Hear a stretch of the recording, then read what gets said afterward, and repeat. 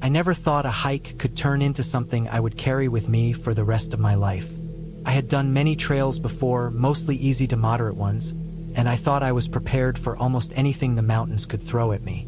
But the day I set out for this particular trail, I was far from prepared for the reality of being alone, isolated, and confronted with the unpredictable ways nature can trap you if you're not careful. The trail started off normally, a dirt path winding through thick pine trees, the air crisp with the scent of earth and pine needles. I had chosen a trail that was supposed to be about 15 miles round trip, rated as moderately challenging, with the promise of a small waterfall near the halfway point. I had packed my usual gear: water, energy bars, a map, a compass, a first aid kit, a flashlight, and a fully charged phone. I had also brought a light jacket and a rain poncho just in case. The morning was bright, the sun shining through gaps in the trees, casting long shadows that danced across the path as I walked. I felt confident and even a little cocky. I knew the area well enough, or so I thought, and I assumed I would be back before sunset. The first few miles passed quickly. Birds called from the treetops, and the occasional rustle of a squirrel in the underbrush was the only sound besides my own footsteps and breathing. I felt calm, relaxed, enjoying the solitude. The trail started to climb steadily after about 3 miles. The trees became thicker, the ground more uneven, with roots protruding like obstacles in my path. I was careful, but I began to notice that the trail markers were further apart than usual. A small part of me felt a little uneasy, but I shrugged it off, thinking I was just being cautious. The elevation increased, and the temperature began to drop slightly, even though it was mid-morning. By the time I reached what I thought was the halfway point, I realized I hadn't seen another hiker in hours. The waterfall I had hoped to find was nowhere in sight. I checked my map and compass, trying to locate my position. The path was supposed to turn sharply to the left and descend toward a creek, but all I could see ahead was a steep, rocky incline that seemed to stretch endlessly upward. I decided to follow it anyway, thinking the trail might just be poorly marked. After a few minutes, the incline became so steep and uneven that I had to use my hands to pull myself up over rocks. My heart was pounding, partly from exertion and partly from a growing sense of unease. I was no stranger to challenging terrain, but something about this area felt different. The trees were denser, the shadows longer, and the air carried a damp, musty smell that didn't belong. After climbing for what felt like an hour, I reached a plateau. From there, I could see the trail continuing in 2 directions, neither of which seemed like the one marked on my map. Panic began to set in. I took out my phone, hoping to use GPS, but there was no signal. I tried to stay calm, telling myself that if I retraced my steps, I could find the right path. I turned around, but the trail behind me looked different than it had before. Roots and fallen branches made the path almost unrecognizable. I spent the next hour trying to navigate back, but each step seemed to lead me deeper into an area I didn't recognize.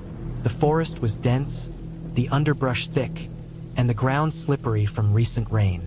My energy was starting to wane, and the weight of my backpack felt heavier than usual. I drank some water and ate an energy bar, but the unease was growing into something more pressing. As the day wore on, the shadows lengthened, and the temperature dropped further. I realized that if I didn't find a safe place soon, I would be exposed to the cold night alone in the forest. I tried to follow any semblance of a trail, but the markers were non-existent. My map was useless at this point because I couldn't identify any landmarks. The sun was low in the sky, and I knew I needed to find shelter before darkness fell. I came across a small clearing and decided to make it my temporary stop. I gathered some dry branches and started a small fire, careful to keep it contained. The warmth was a relief, but the solitude felt oppressive. Every rustle in the bushes, every snap of a branch made me tense. I kept imagining that someone or something was watching me, though I knew it was probably just the forest noises amplified by my own fear. As night fell, the darkness enveloped everything. The moon was hidden by clouds, and my fire cast flickering shadows that danced around me. I could hear animals moving in the distance, an owl hooting, the occasional snap of a twig from a deer or some other creature. The firelight made the clearing feel slightly safer, but I knew it wouldn't protect me from falling or wandering further off the trail. Sleep was impossible. I tried to rest, leaning against a tree, but every sound kept me alert. My mind raced with thoughts of being lost forever, of the cold setting in, of not knowing where to go. I forced myself to eat another bar and drink water, reminding myself that I needed to conserve energy for the morning. I tried to focus on staying calm, repeating to myself that I was experienced, that I could survive this if I made careful decisions. When morning came, I felt exhausted, my muscles stiff from the uneven ground and poor sleep. The sun barely penetrated the thick canopy, casting a dim light over the forest. I knew I had to move to find a recognizable trail or a road. I packed up my meager camp and started walking in the direction that seemed most likely to lead to a way out. Hours passed. I climbed over fallen logs, waded through shallow streams, and squeezed through dense brush. My hands were scratched and bleeding from branches, my boots soaked from muddy sections of the trail. I was hungry, tired, and increasingly frustrated. Every area looked the same: thick trees, shadows, rocks, and undergrowth. The forest had become a labyrinth, and my earlier confidence was gone. Around midday, I came across a small creek. It wasn't on my map, but I knew that water often led to human habitation. I decided to follow it, hoping it would lead to a road or campsite. The creek was shallow but swift, and the rocks were slippery. I had to move carefully to avoid twisting an ankle. The sound of running water was strangely comforting, though it reminded me that I was still far from safety. As the afternoon progressed, the creek widened slightly, and the forest began to thin. I could see signs of human presence: discarded cans, footprints, and a faint, worn path along the water. My heart lifted with cautious optimism. I followed the trail carefully, knowing it might lead me out. Each step felt heavy, but the sight of signs of other people renewed my hope. Finally, after what felt like an eternity, I heard the faint hum of a road in the distance. I broke into a run, following the sound, my legs aching, my body screaming from exhaustion. Emerging from the trees, I saw a narrow gravel road, deserted but clearly used. Relief washed over me. I followed the road until I reached a small parking area where a couple of hikers had left their car. I flagged them down and, with shaking hands, explained that I had been lost. They offered me water and a snack, and I called for help. A park ranger arrived within an hour and escorted me safely back to the main trailhead. I was dirty, scratched, and exhausted, but I was alive.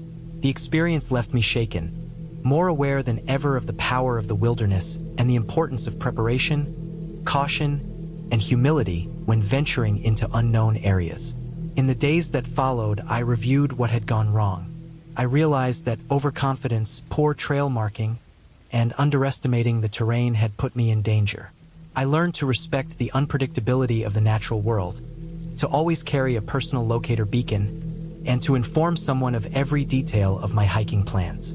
That hike changed me, made me more cautious but also more appreciative of the skills, instincts, and resilience required to survive alone in the wild.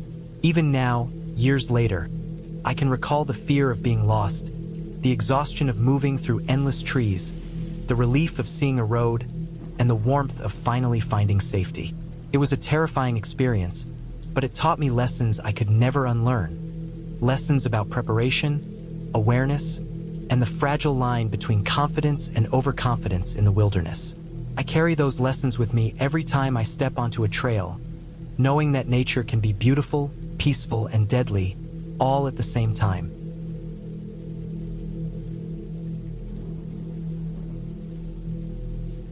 I had been planning this hike for weeks.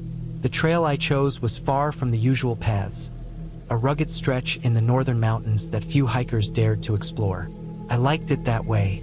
I liked the quiet, the sense of being entirely alone in the wild. I packed my gear carefully the night before: a heavy-duty backpack, extra water, snacks, a small first aid kit, a flashlight, matches, a compass, and a detailed map of the trail. I left my phone fully charged but knew there would be little to no signal once I was deep in the forest. The morning started early. The air was crisp and cold, with the faint smell of wet earth and pine. I parked my car at the trailhead and started walking, the ground uneven and muddy from recent rains. The path wound through dense forest at first, the tall trees casting long shadows, and I could hear the soft crunch of leaves under my boots. My breathing was steady, measured, and I felt that satisfying mixture of anticipation and nervous energy that always came when I ventured into the unknown. The trail soon became more challenging. The mud turned to loose stones, and the incline grew steeper. I paused often, not just to catch my breath, but to observe the small details around me. Moss clung to the rocks, dripping with moisture. Ferns curled over themselves, and I noticed tiny, almost invisible insects crawling along the damp ground. The forest was alive with sound, the hum of distant birds, the rustle of leaves in the wind, and the occasional crack of a branch under a hidden animal's weight. Hours passed, and the sun climbed higher. I stopped at a small clearing for lunch, taking in the vast view of the valley below. Clouds hung low in the sky, and I could see distant mountains rising above them. I had packed sandwiches, nuts, and a small thermos of tea. The solitude was comforting. I was entirely alone, surrounded by the vastness of nature, and yet I felt completely secure, or so I thought. As I resumed the hike, I noticed the trail narrowing, the forest growing denser. The path was less defined, the markers less frequent. The further I went, the more it felt like I was leaving civilization behind. The terrain became rougher, with jagged rocks jutting out and tree roots forming natural obstacles. I had to use my hands at times to steady myself on steep sections. The effort was exhausting but exhilarating. Around mid-afternoon, I reached a point where the trail split. According to my map, both paths would eventually converge, but one path looked older and less used, the other somewhat wider and clearer. I chose the narrower, older path, drawn by curiosity and the sense that it would offer a more authentic wilderness experience. At first, the decision seemed harmless. The path wound through thicker forest, shadows growing longer, and the sounds of the valley fading. I felt a thrill from being completely immersed in nature, cut off from the outside world. Hours passed, and the light began to change.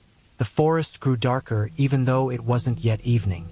The dense canopy above blocked much of the sunlight, and I found myself constantly scanning for the trail markers. It was easy to miss them, and I began to realize just how isolated I had become. The air was cooler now, damp with the smell of rain that might have passed through the night before. I tightened my jacket and continued, telling myself there was no reason to panic. Then I noticed something unsettling. The path I was following seemed to twist and turn in ways my map didn't indicate. The terrain didn't match what I expected. At first, I thought it was just my fatigue, but after a while, it became clear that I might be off course. I stopped, took out the map, and tried to orient myself. The compass helped, but the dense forest and uneven ground made it difficult to pinpoint my exact location. A sinking feeling started to creep in, a sensation I hadn't felt in years of hiking. I might be lost. I tried to retrace my steps, but the path was not clearly marked. Every tree looked the same, every bend seemed familiar yet different. Panic began to rise, subtle at first, then stronger. I reminded myself to stay calm, to conserve energy, and to think logically. I knew that panicking would only make matters worse. Night began to fall. The temperature dropped sharply, and I realized I would need to find a place to camp. There was no obvious clearing nearby. The trees were thick, the ground uneven, and the forest floor was littered with sharp rocks and branches. I found a small area where the ground was slightly flatter, cleared some rocks, and set up my small emergency tent. It was cramped, but it would provide some protection from the cold and the elements. I ate a small portion of my remaining food and drank some water. I checked my supplies carefully, noting that I had enough to last the night but not much more. The forest at night was alive with sounds that now seemed ominous. The distant howls of animals, the rustle of leaves in the wind, and the occasional snapping of branches. I could hear my own breathing and heartbeat, loud in the quiet of the night. Sleep was impossible. I lay in my tent, listening, alert to every sound. The next morning, I packed up and tried to find the trail again. I followed a small stream, hoping it would lead to a larger path or road. The ground was slippery, the rocks wet. I slipped once, scraping my hands and knees, but I pressed on. Hours passed, and the sun rose higher, filtering through the canopy in faint shafts of light. I began to worry that my water supply would not last if I didn't find a source soon. I was careful to ration what I had left. As I walked, I noticed signs of wildlife. Fresh footprints in the mud, scat from deer or smaller animals, claw marks on tree trunks. The forest was alive, and I was just a small intruder in its domain. My mind oscillated between hope and fear. I knew that if I could reach higher ground, I might spot a road or another trail. But the terrain grew more treacherous. Steep cliffs rose on one side, and the path narrowed along the edge of a drop-off that made each step nerve-wracking. Hours later, I reached a ridge. From this vantage point, I could see a faint line that looked like a trail cutting through the forest below. My heart leapt. I began to descend carefully, using my hands to steady myself on the rocks.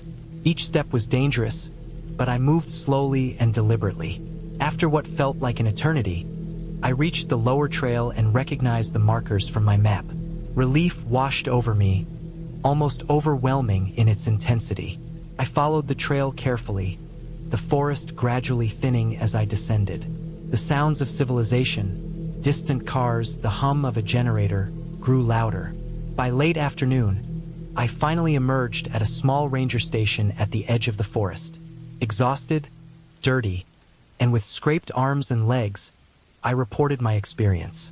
They checked my condition, offered water and food, and made a note that the older trail I had taken was often confusing and dangerous.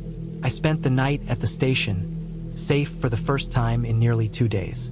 The experience left me shaken but also deeply aware of the fragility of human life in the wild. I had entered the forest expecting a peaceful adventure, and instead, I had faced real danger. Yet I had survived. I had made careful decisions, stayed alert, and relied on my instincts and preparation. In the following days, I recovered physically and mentally. I thought about what had happened constantly. I realized that the forest did not care about me. It simply existed, indifferent to human presence. I learned the importance of preparation, of respecting the wilderness, and of never underestimating the difficulty of isolation. That hike became a benchmark for my future adventures, a reminder that nature is beautiful, exhilarating, and unforgiving all at once. The clear ending was the knowledge that I had made it back safely, stronger and wiser, with a renewed respect for the wilderness. The experience stayed with me, etched into memory, not as a fantastical story of ghosts or fear, but as a real, visceral encounter with the challenges of the natural world. Each scar, each sore muscle, and each anxious moment contributed to a deeper understanding of survival and resilience. I had tested my limits and emerged intact, fully aware that sometimes the scariest moments are the ones that are real, raw, and entirely human.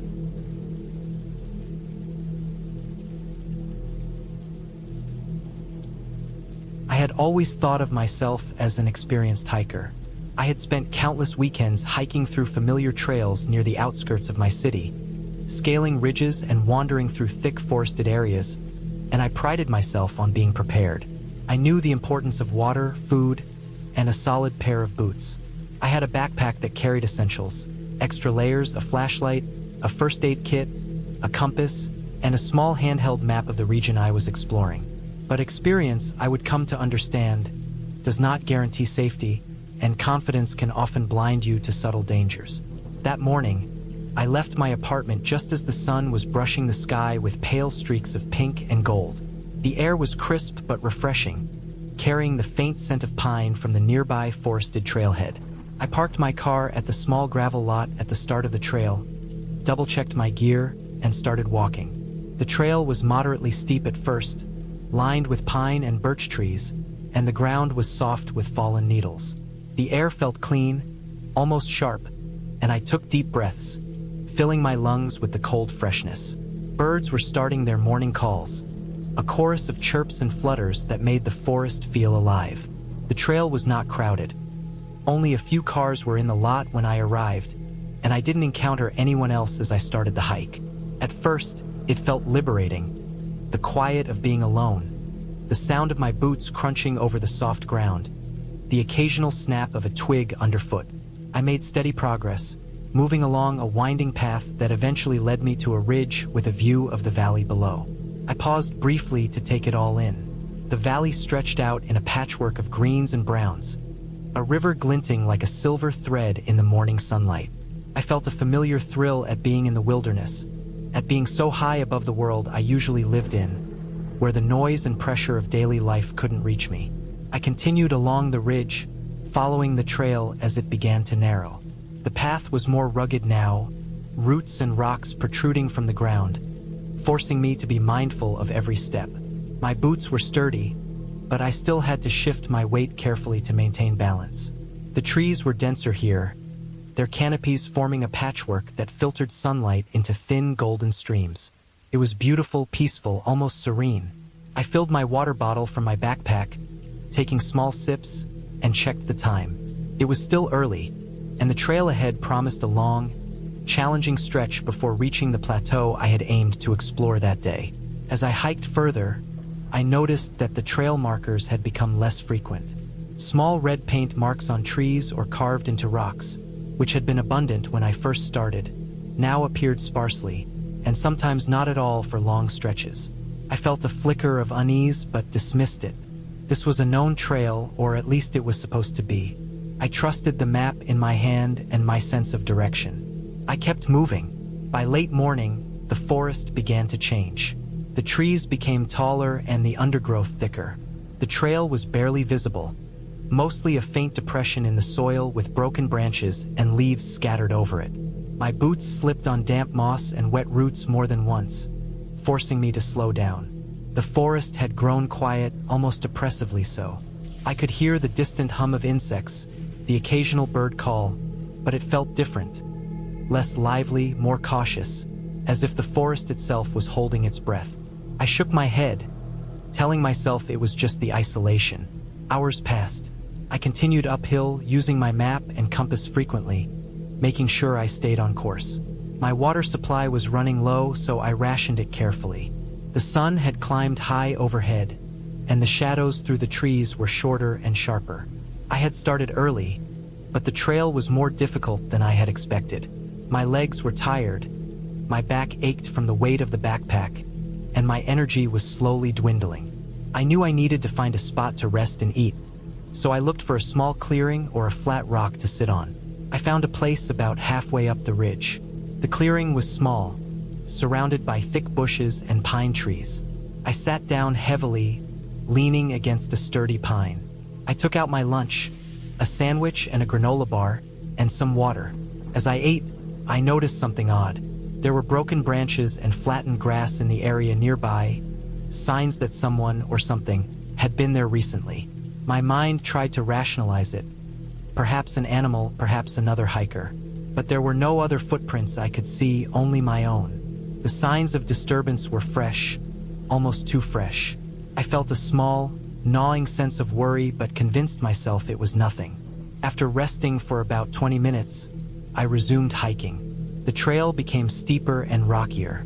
I had to use my hands to steady myself on the incline, gripping tree trunks and rocks as I climbed. The forest grew even denser, sunlight barely breaking through. My map indicated that the plateau I was aiming for was not far, but the terrain was exhausting. I stopped to catch my breath multiple times, leaning on my knees, feeling my heart pound.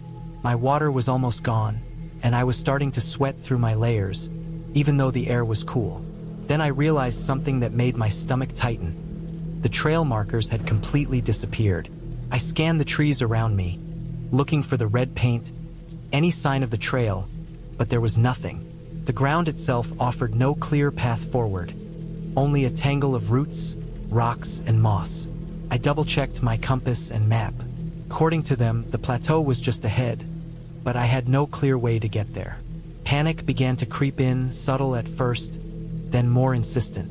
I told myself to stay calm, I was not lost. I could find a way. I just needed to pay close attention. I started moving carefully, trying to follow the general direction indicated by the compass. Every step required concentration. Every handhold had to be tested before I trusted it. The forest seemed to close in around me, branches scraping against my jacket, leaves sticking to my sweaty arms. The air felt heavier, damper. My breathing was loud in my own ears. Hours seemed to pass, but the light was changing faster than I expected. The sun had begun to descend, and the forest was shifting from bright daylight to shadowed dimness. Then I heard it, a rustling in the undergrowth nearby. My heart jumped, and I froze. I scanned the area, trying to locate the source. I reminded myself that it was likely an animal, a deer, perhaps, or some small creature. But the sound was too heavy, too deliberate. It was moving in a way that suggested something larger, heavier, and it was coming closer. My mind started racing. I didn't want to run blindly, but I also didn't want to stay in one spot.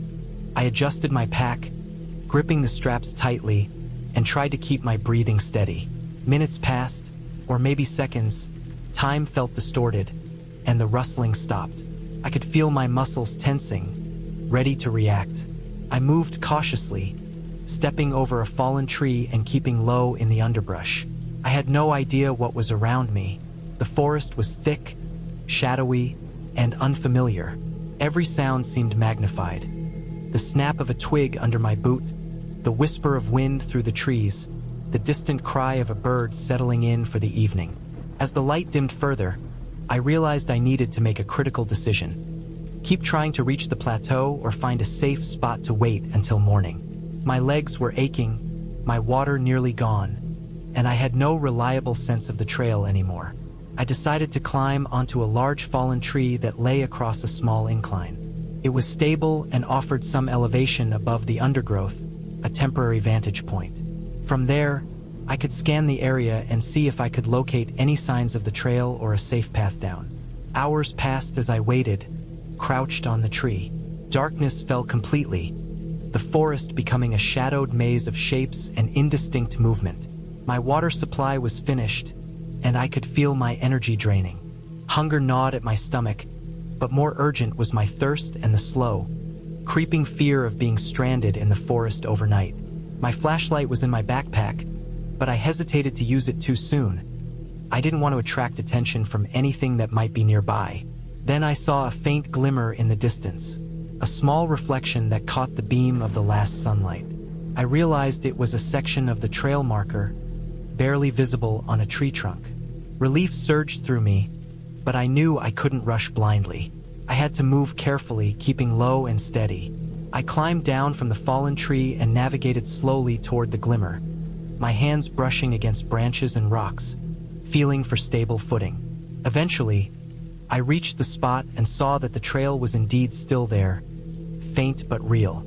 It was a thin line of flattened grass and trampled leaves, barely distinguishable from the surrounding forest floor. I followed it cautiously, step by step, using my compass and map to ensure I was moving in the right direction. The forest gradually opened up, the trees thinning, until I emerged onto a small, clear ridge. From there, I could see the plateau I had been aiming for, illuminated by the fading light of the sunset. My relief was immense, almost overwhelming. I made my way down to the plateau slowly, careful not to twist an ankle or slip. When I finally reached the top, I collapsed on a flat rock, exhausted. The view was breathtaking. The valley below bathed in the orange glow of the sunset, the river shining like molten metal, and the distant hills fading into shadow. I felt a deep sense of accomplishment and gratitude, grateful for my experience, for my preparation, and for the fact that I had remained calm and cautious under pressure. I stayed there until darkness fell completely, then set up a small, safe camp using my emergency blanket and some food I had saved. I was tired but secure. I slept lightly, listening to the forest sounds that were no longer threatening, just ordinary night sounds. The wind rustling through leaves, the distant calls of nocturnal birds, the faint hum of insects. When morning came, I packed up, refilled my water from a small stream near the plateau, and descended carefully along the trail that was now clear in daylight.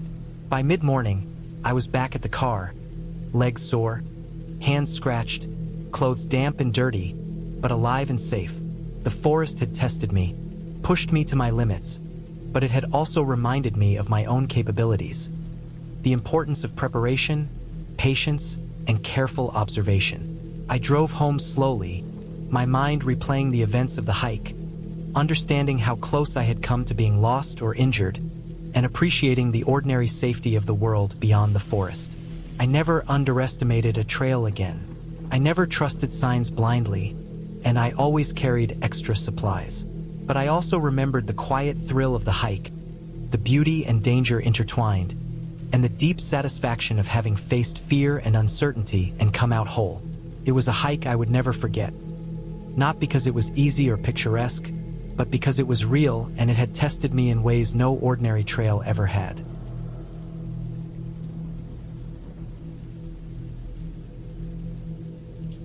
I never considered myself reckless when it came to hiking. I had always taken careful preparations. Studying trail maps, checking weather forecasts, packing enough food and water, wearing proper gear, and making sure someone knew where I was going. That morning, I woke before dawn and felt a quiet excitement in my chest. The sky was still dark, and the forest around my small cabin was alive with the soft rustling of leaves and distant bird calls. I laced up my boots, adjusted my backpack, and double-checked my equipment.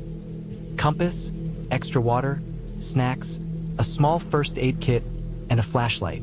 I was planning a day hike along a remote trail I had never tried before. The trailhead was almost an hour's drive from my cabin, along roads that wound past rivers and over low ridges. When I arrived, the parking lot was empty except for one older SUV parked far from the trail entrance. The air smelled of damp earth and pine, and the early light was just beginning to stain the horizon pink. I tightened my backpack straps, inhaled deeply, and started walking. The first part of the trail was gentle, a wide path covered in soft dirt and pine needles. The trees were tall and close together, their branches forming a thin canopy that filtered the weak morning light. Every so often, I would hear the crack of a branch under my own boots or the rustle of small animals moving in the undergrowth. The sounds were comforting, almost grounding. As I walked further in, the trail began to narrow. Moss-covered rocks and roots forced me to watch every step. I passed a small creek, the water clear and cold as it trickled over smooth stones. I bent down to refill my water bottle, enjoying the brief pause. Around mid-morning, the trail climbed steeply. My legs burned from the incline, but I welcomed the challenge. The sun had risen higher, and patches of sunlight broke through the trees, warming my shoulders. The forest grew quieter the higher I climbed. The occasional call of a bird or the distant hammer of a woodpecker was the only sound besides the crunch of my boots on the dirt trail. Hours passed, and I reached a section of the trail that was unfamiliar to me from maps I had studied. The trail twisted and climbed, leaving the denser trees behind. I could see distant ridges and valleys through the thinning trees. The air was sharper here, colder, carrying the smell of damp stone and decaying leaves. As I continued, I noticed something strange. The trail markings, small painted blazes on trees, had grown infrequent. At first, I thought I had missed one, but soon it became clear. The blazes had stopped altogether. A quiet tension settled in my chest. I had been careful about staying on marked trails, but now the forest felt like it was closing in on me, dense and unfamiliar. I paused and studied my map, tracing my finger along the line where the trail should be. I had two options: turn back or keep moving forward, trusting that I could find the trail ahead. I decided to press on. My boots sank slightly into soft, damp soil, and my eyes scanned for signs of a path. The forest here was thick with undergrowth, ferns, and fallen branches. I stumbled over a mossy log, catching myself with a hand against a nearby tree. My heart rate sped up, not just from exertion, but from an uneasy feeling that I wasn't alone in the forest. Not in a human sense, just the isolation, the wildness of it, and the quiet that seemed too complete. I continued cautiously, occasionally stopping to listen. The forest seemed almost soundless now, as if the wind itself had stopped. That's when I heard it. a faint rustling coming from somewhere to my left. At first, I thought it was another animal, a deer or a squirrel, but the movement didn't match anything I had seen before. Leaves crunched softly, branches snapped, but there was no visual confirmation. I froze, gripping my backpack straps. My mind tried to rationalize. Maybe it was a bird or the wind moving the underbrush, but something about the timing felt deliberate, as if whatever it was aware of me. I pressed forward, moving carefully, stepping on leaves that would not betray my presence. The rustling continued intermittently, always just out of sight, and always making my stomach tighten. Soon, the trail I had been following disappeared entirely. No clear path remained. I was surrounded by thick trees, undergrowth, and uneven ground. I realized I had wandered off the official trail. Panic began to seep in, but I forced myself to slow down and think. I checked my compass. I needed to head northeast to reach the ridge where I planned to turn back. I adjusted my steps, trying to move carefully without injuring myself on the uneven terrain. As I pushed forward, I felt the forest changing. The ground became wetter, patches of mud making footing slippery. Fallen logs were slick with moss, and the air grew cooler and damper. My water bottle was half empty, and my energy was waning. I glanced at the time. I had been hiking for nearly 6 hours. In my mind, the day that had started so predictably was turning into something far more dangerous. I thought about turning back, but the thick undergrowth made retracing my steps nearly impossible. Every direction seemed to look the same. Dense trees, shadows stretching across the ground, and the faint, unsettling rustle that seemed to follow me. The rustling began again, closer this time.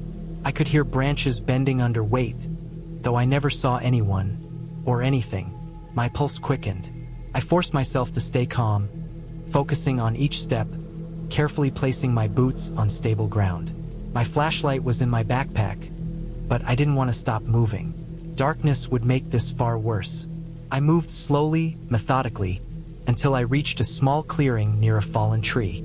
The space gave me a brief respite to breathe. I took out my water bottle, sipped slowly, and tried to steady my hands. The feeling of being watched was intense, and the rustling seemed to have stopped for now. I decided to climb a small ridge to get a better vantage point. The incline was steep, and my legs screamed in protest, but the need to see my surroundings outweighed the discomfort. At the top, I paused. The view was partially blocked by trees, but I could make out a small river winding through the valley below. I tried to locate the trail from this height, but all I saw were trees, rocks, and uneven ground. I realized I was deep in unfamiliar territory, and without clear markers, it was easy to become lost. I took a deep breath, pulled out my map, and tried to triangulate my position. I noticed that I had misjudged the distance to the river. I was further north than I had intended. That meant I would need to move downhill to reach it, which was treacherous. The slope was steep, covered in loose rocks, mud, and patches of slippery moss. My hands and feet searched for stable footing as I descended carefully. About halfway down, my foot slipped on a wet rock, sending me tumbling forward. I managed to stop myself against a tree, but my legs scraped against moss-covered stones. Pain shot through me, and for a moment, I felt panic. I sat down, breathing hard, and assessed the injury. A deep bruise and several scrapes, but no broken bones. As I rested, I heard the rustling again, louder now, unmistakably closer. My heart raced. I couldn't tell if it was an animal, another person, or just the sound of the forest coming alive. I reminded myself to stay calm.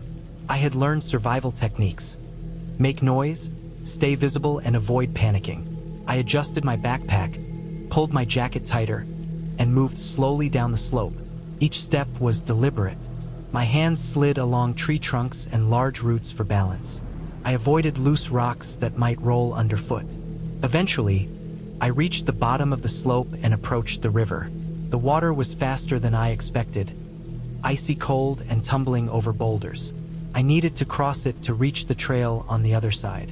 I studied the river carefully, looking for the safest crossing point. A natural stone bridge formed by large boulders allowed a precarious path. I stepped carefully, testing each rock before putting my weight on it. Water rushed around my boots, soaking the bottoms of my pants. One misstep could have sent me tumbling into the river. I made it across, soaked and trembling.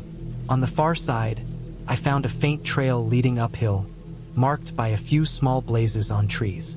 Relief washed over me. I followed it carefully, moving slower than I had earlier in the day, exhausted and wary. The trail climbed gently, and I noticed signs of human presence. Footprints, broken branches where someone had passed, and remnants of old trail markers. I followed these until the forest began to thin, and I could see sunlight filtering through the trees in a way that suggested I was nearing the outer edge. After what felt like hours, I emerged onto a larger, well-trodden trail. My body ached, my clothes were soaked, and my energy was low, but I felt an overwhelming sense of relief. I traced my steps along this familiar path, carefully making my way back to the parking lot. The sun was beginning to dip toward the horizon, and shadows stretched long across the trail. I felt lucky, more acutely than I ever had. The day had started as a simple hike, but had turned into a test of endurance, caution, and calmness under pressure. When I finally reached my car, I sat down in the driver's seat and exhaled deeply. Every muscle in my body hurt, and my hands still trembled slightly, but I felt an immense sense of accomplishment. I had faced the isolation, the unexpected terrain, and the fear of the unknown, and I had emerged uninjured, with only minor scrapes and bruises. Driving back to the cabin, I thought about what had happened. How quickly a simple hike could become dangerous, and how important it was to respect the forest, the weather, and my own limits. That night, as I sat on the cabin porch, the forest quiet except for the occasional call of a distant owl, I reflected on the day. I realized I had been lucky, and the experience had left a lasting impression. I had faced real fear, not the kind from movies or stories, but the tangible, physical fear of being lost, alone, and vulnerable in the wilderness. It was a reminder that nature is indifferent and unforgiving, but with preparation, patience, and focus, it can be navigated safely. I cleaned my gear, tended to my scrapes, and made sure to plan my next hike with even greater care. The forest would always be there, waiting, but I had learned how to respect it and myself in a way I never had before.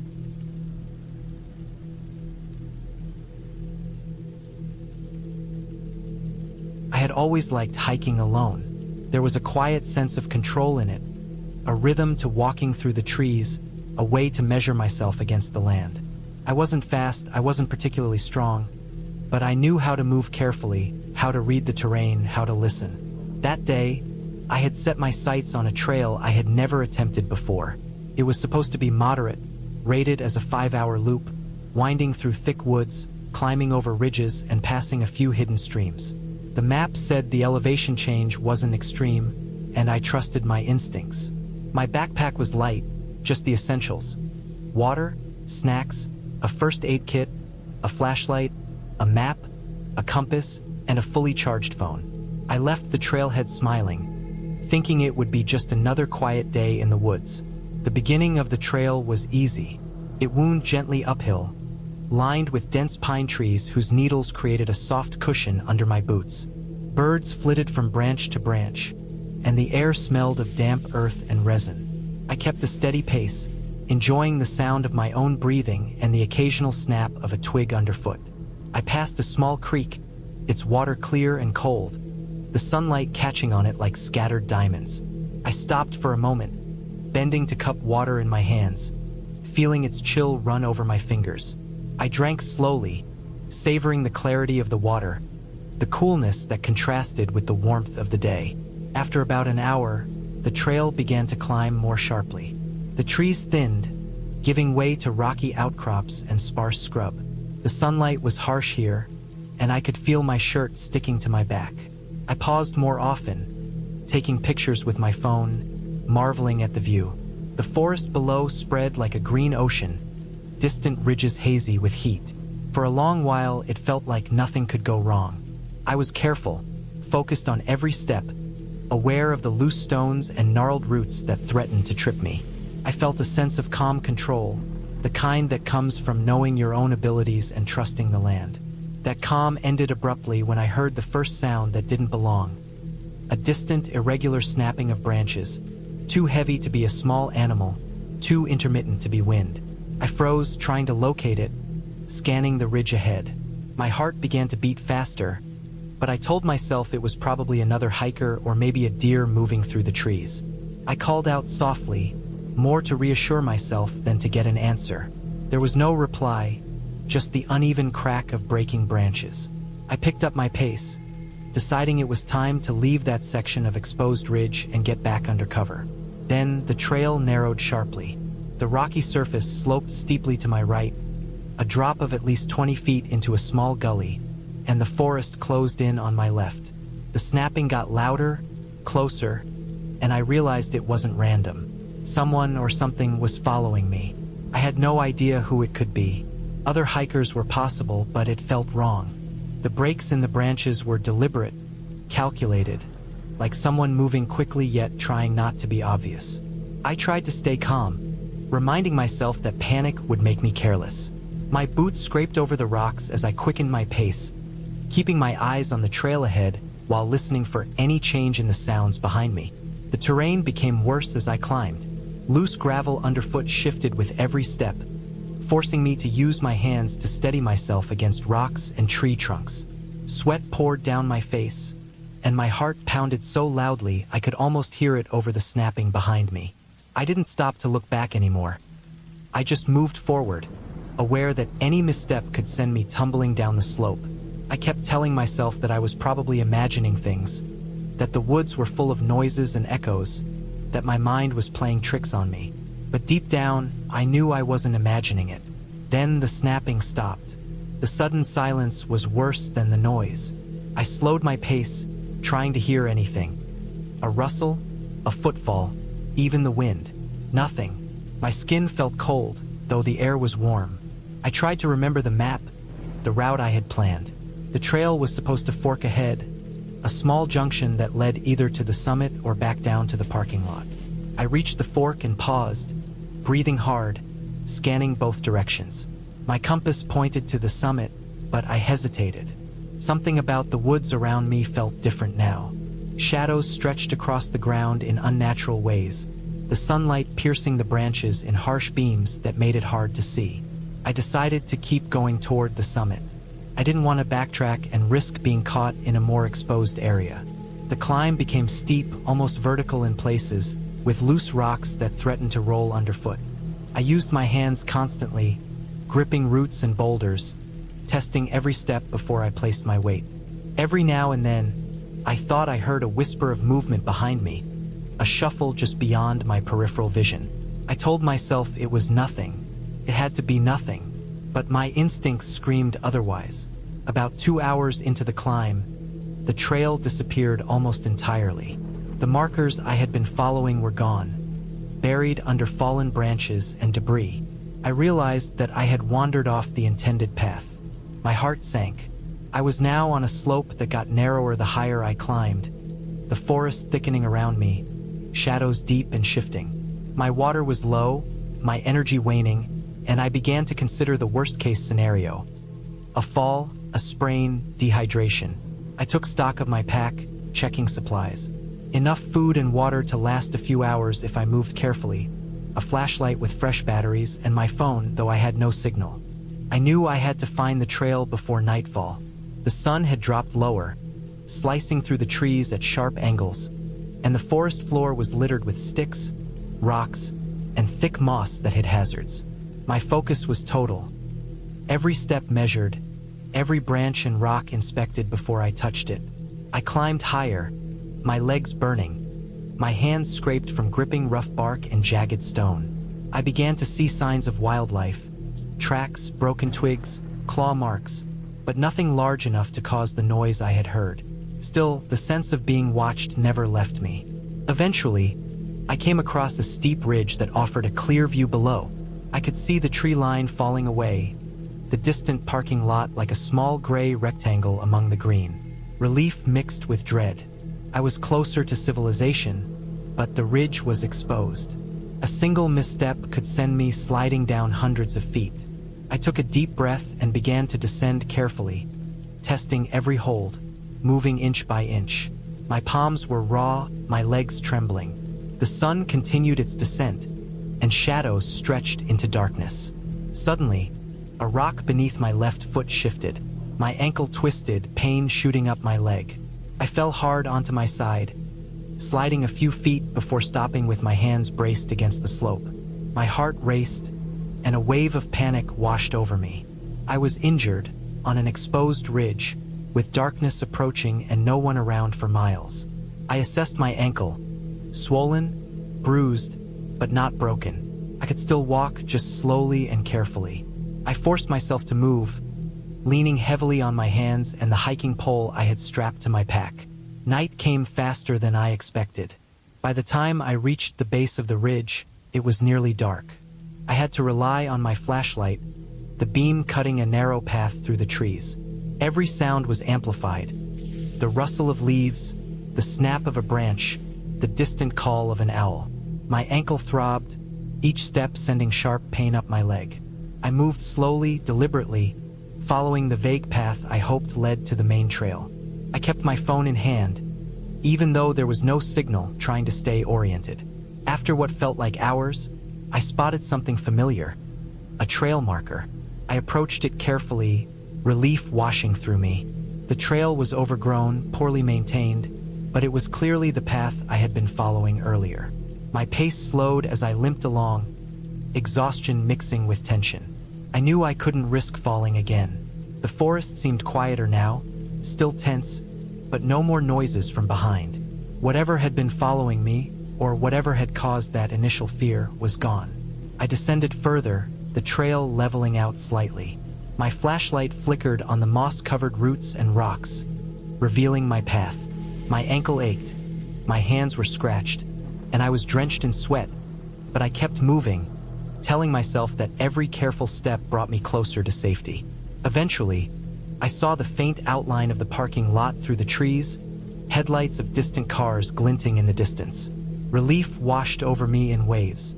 I limped toward the edge of the forest, finally leaving the tree-line and stepping onto solid ground.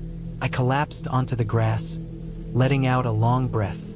My backpack was still on, my phone finally showing a signal.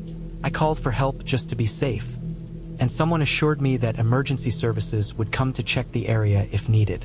I sat there for a long time, letting my legs rest, the adrenaline fading, replaced by a slow, heavy exhaustion. I thought about what had happened. The snapping, the ridge, the injury, the darkness. It had been terrifying, a confrontation with real danger in the woods, but I had survived because I stayed calm, careful, and alert. Eventually, I hobbled to my car with help from a first responder who arrived. My ankle was wrapped, and I was offered water and a blanket. I sat there, thinking about the day, the fear, and the lessons. Nature is beautiful, but it is indifferent. There is no malice, but there is danger everywhere, and it waits for a single careless step. I realized that preparation, attention, and respect for the land were what had kept me alive. I drove home slowly, still shaking from the ordeal, but grateful. I had survived. I was injured, exhausted, and scared, but I had made it. And that night, in my own bed, I slept deeply, the memory of the forest shadows lingering only as a warning, a reminder of how fragile safety can be in the wild.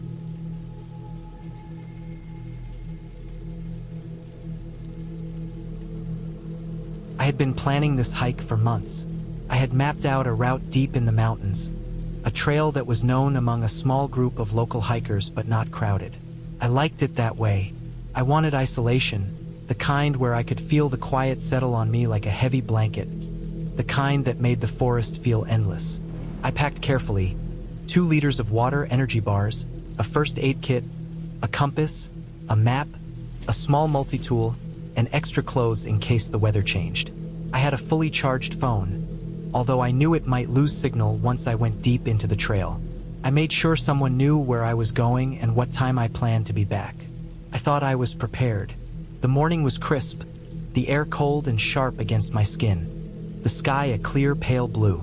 I started the hike early, hoping to make it past the steepest sections before the sun got too high. The first mile was easy, a gentle incline through a path lined with pines. Needles crunched under my boots, and I could hear the soft rush of a nearby stream. Birds moved between the trees, calling to each other, their movements quick and nervous. I passed a few small clearings where the sunlight spilled in, bright and warm against the ground. Felt perfect, almost too perfect. By the third mile, the trail steepened. I had to climb over large roots, loose rocks, and slippery patches of mud. My legs burned from the effort, but I liked the challenge. The forest grew denser here, older trees with thick trunks that blocked much of the sunlight. The smell of damp earth and pine was stronger, richer, and a little unsettling. I noticed the trail markers were less frequent, small colored ribbons tied to trees that were easy to miss. I slowed down, paying attention to where I was going. Around mile 5, I came to a section that ran along the edge of a steep ravine. The drop was hundreds of feet down, the bottom invisible behind a wall of trees and shadows. The trail was narrow here, barely wide enough for one person. I moved carefully, keeping my balance, gripping tree trunks where I could. I noticed a few footprints in the mud, fresh but small, probably a hiker from the day before. It made me feel a little less alone, even if I knew I wouldn't see anyone else today. By noon, I had reached the midpoint of my planned route, a small plateau with a rock outcropping that offered a view of the valley below. I stopped to rest, eat some of my energy bars, and drink water. The view was breathtaking, the mountains stretching in every direction, ridges stacked behind each other like waves frozen in time. I sat on a flat rock, letting the sun warm my face, and took a deep breath. The isolation felt good, freeing even. I didn't notice the clouds forming until the wind changed. They started as small wisps, then gathered into thick, heavy masses that rolled over the peaks. The temperature dropped noticeably. I knew storms came fast in these mountains, but I didn't feel panic yet. I packed my things quickly, securing them in my backpack, and continued on the trail, hoping to reach a small cabin I had planned to use as a rest point before heading back. The descent from the plateau was harder than I expected. The trail was steep and loose, with gravel that slipped under my boots. I had to crouch and use my hands on rocks to stabilize myself. My legs shook with fatigue, but I pushed on. About an hour into the descent, I came to a section where the trail had partially collapsed. The path was jagged, and I had to cross a narrow section over exposed rock. I stepped carefully, feeling the rock shift under my weight. Halfway across, my foot slipped. I grabbed a tree branch, but it snapped. I stumbled forward, hitting the rock with my hand and sighed. Pain shot through my ribs and wrist. I cursed under my breath and sat for a moment, breathing heavily, trying to steady myself. The fall had scraped my wrist and bruised my ribs, but nothing felt broken. Still, I had to be more careful. I checked my map and compass. I realized the cabin was further than I thought, and the storm was moving faster. The sky darkened quickly, the wind picking up, whistling through the trees and making them sway dangerously. I felt a twinge of worry. I was alone, the trail was hard, and the storm could make everything worse. As I continued, rain began to fall, first in light drops, then heavier, soaking me within minutes. The trail became slippery mud, rocks slick with water. I slid a few times, catching myself with roots or branches, but the strain was mounting. My legs were tired, my hands raw from gripping rocks and trees. I considered turning back, but the plateau I had crossed was far behind. I didn't have daylight enough to return safely, and the cabin was my only chance for shelter. By late afternoon, the storm was in full force. Rain pounded my jacket, visibility dropped, and the wind howled. The trail seemed narrower in the rain, the ravines deeper, the forest darker. I slipped multiple times, nearly falling into mud or rocks, each slip making my heart race. I kept moving, inching forward, telling myself to stay calm. Panic would make me careless, and in this terrain, one careless step could be fatal. Then, around 5 miles into the descent, I heard a sound that froze me. Not a branch snapping or the wind, but a low, guttural growl. It was close. I stopped, listening, straining to hear over the storm. There it was again, closer this time, followed by the rustle of underbrush. My stomach dropped. It wasn't a bear. I had hiked in bear country before, and I knew the difference. This was something smaller but fast, a predator moving through the wet undergrowth. I gripped my multi-tool in my hand, trying to steady my shaking fingers. I knew running could trigger it, so I moved slowly, keeping my eyes on the shadows. The sound followed me, circling, stopping when I stopped, moving when I moved. I had no idea what it was. I remembered reading about mountain predators, wild dogs, coyotes, or even feral animals. The thought of a wild animal stalking me in the storm sent chills down my spine. I tried to keep my voice calm, whispering to myself that I was careful, that I had to keep moving to the cabin. The map said it was about 2 miles from here, but in these conditions it could take much longer. My boots slipped on wet rocks as I moved, and the growls and rustles seemed to respond to my steps. Always near, always waiting. I found a large tree trunk and climbed onto it, trying to get a better view. The branches swayed dangerously, soaked and heavy. I caught a glimpse of movement, a dark shape moving quickly through the rain, too fast to identify clearly. I swallowed my fear, telling myself I just needed to reach the cabin. The next hour was a blur. I moved carefully but quickly, adrenaline pushing me past exhaustion. The growls became less frequent, but the sense of being watched never left me. My hands and face were cut from branches, my clothes soaked, my legs stiff from climbing and slipping. The storm was relentless, lightning flashing in the distance, thunder shaking the forest. I knew if I fell now, no one would find me until the morning. I had to keep moving. Finally, just as the sun dipped below the horizon, I saw a faint light ahead. Relief washed over me. The cabin. It was small, wooden, nestled in a clearing, with a metal roof that rattled in the wind. I rushed the last few hundred feet, slipping in mud but catching myself, and reached the door. I fumbled with the lock, soaking wet, hands trembling. The door creaked open, and I stepped inside. The cabin was empty but dry. There was a wood stove, a few cots, and a table. I set my backpack down and sank onto one of the cots, shivering and exhausted. I stripped off my wet clothes, hung them on hooks near the stove, and lit a small fire. The warmth was immediate, comforting. I wrapped myself in a dry blanket and sat there, catching my breath, muscles aching, mind replaying every step of the hike and the shadowy figure that had followed me. Outside, the storm raged for hours. I stayed in the cabin, rationing my water and food, listening to the rain and wind battering the roof. At some point, the growling and rustling stopped. I imagined the animal had moved on, or maybe it had been following the trail as I moved and lost interest.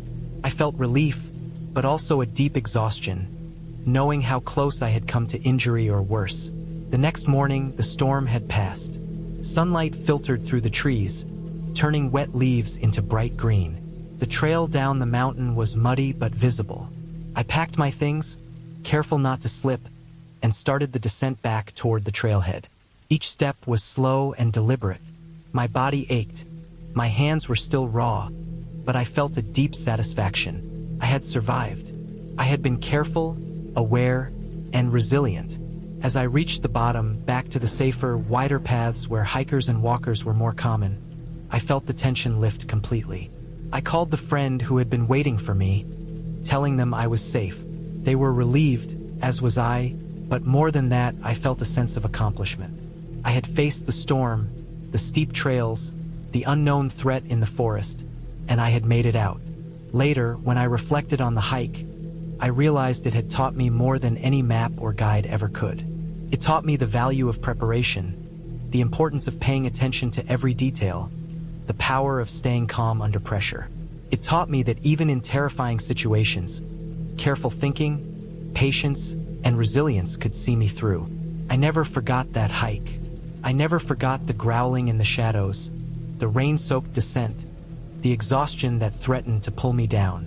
But I also never forgot the relief of reaching the cabin, the warmth of the fire, and the clarity of knowing I had survived.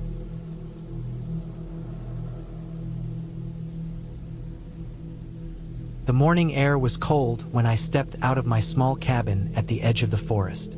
The sky was pale, almost white with the weight of the early fog that clung stubbornly to the treetops. My breath came out in clouds, freezing in the sharp light, and I could feel the dampness of the ground seeping through the soles of my boots as I walked toward the trailhead. I had planned this hike for weeks, reading maps, checking weather reports, and packing carefully. My goal was a ridge several miles in, a viewpoint that promised wide, rolling valleys and a chance to see the sunrise over the mountains. I had gone hiking many times before, but today I carried a sense of tension that I couldn't shake, even though I had no reason to feel it. The trail started gently, a narrow dirt path winding through a dense forest of firs and pines. Fallen needles muffled the sound of my steps, and the smell of damp earth filled my nose. The air was crisp, carrying a faint scent of wet moss and decaying leaves. I walked at a steady pace, checking my map periodically, noting the small markers on the trees that indicated I was on the correct path. Birds called softly in the distance, and somewhere a stream gurgled. Everything seemed normal, calm, but the forest had a way of feeling alive, like it was watching. About an hour into the hike, the trail began to climb more steeply. The incline was gradual at first, then became sharper, forcing me to use my hands at times to steady myself on tree roots and loose rocks. My lungs burned with the exertion, my boots slipping occasionally on wet leaves. I paused frequently to catch my breath and sip water from my bottle. Each time I stopped, the silence of the forest felt heavier, more pronounced. I told myself it was just my imagination, that this was normal when you are alone in the woods, but a part of me stayed on edge, scanning the shadows for movement. Around mid-morning, the trail forked unexpectedly. According to my map, I was supposed to veer left, but both paths looked equally worn, equally used. I hesitated, crouching to examine the tracks. There were faint signs of previous hikers, boot prints pressed into the soft mud, but they didn't seem recent. No one else had been on this trail in months, according to the park reports I had read. The left path, though, was narrower and less distinct, with brambles encroaching on the edges, while the right was wider, well-trodden, and easier to follow. A small, uneasy voice inside my mind suggested taking the left path, sticking to the plan, but another part argued for the safer, more obvious route. I forced myself to make the decision quickly. I chose the left. The path became increasingly overgrown as I climbed higher. Low branches whipped against my face, and the roots became treacherous, twisting like hidden snakes beneath the thin layer of soil. My pace slowed dramatically, my muscles burning with effort, sweat mingling with the dirt on my skin. The forest seemed to close in around me.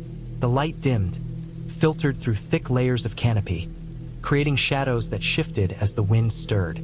Occasionally, a branch cracked underfoot or a bird burst into the air, startling me.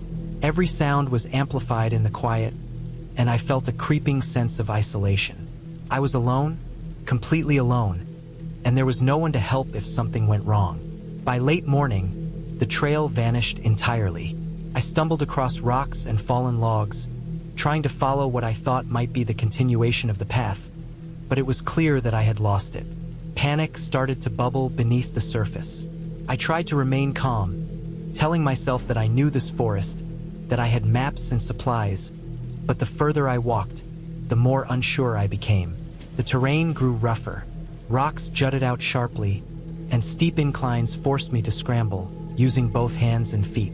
My legs were trembling, my boots scuffed and worn.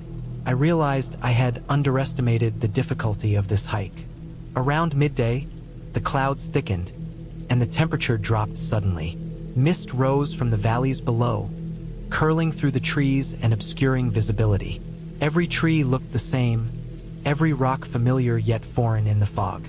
I stopped to eat, sitting on a mossy boulder, trying to figure out my location. My compass had started spinning erratically, as though disturbed by the metal in my backpack, and my phone had no signal. I had no way of calling for help if something happened. A cold sweat ran down my back. The thought of being trapped here overnight was terrifying. I packed up slowly, making a mental note to descend carefully, retracing my steps. But as I looked around, the forest seemed endless, unbroken, like a maze. The descent was worse than I anticipated. Loose rocks slid underfoot, forcing me to brace against trees and roots. At one point, my foot caught on a root, and I twisted my ankle badly, pain shooting up my leg. I sank to the ground, breathing heavily, unsure if I could continue. I forced myself to stand, testing the ankle. The pain was sharp, but I could walk slowly. I had to keep moving. Panic threatened to overwhelm me again, but I focused on each step, each careful placement of my feet. As the afternoon wore on, I realized I had wandered far from the main trail. The forest floor was littered with debris, fallen branches and rocks that made movement slow and exhausting. My legs burned with fatigue, and my hands were scraped and bruised from grabbing at trees and rocks for balance. The sky darkened with the approaching storm. I could hear the low rumble of thunder far away, though the mist muffled it, making it sound closer than it really was.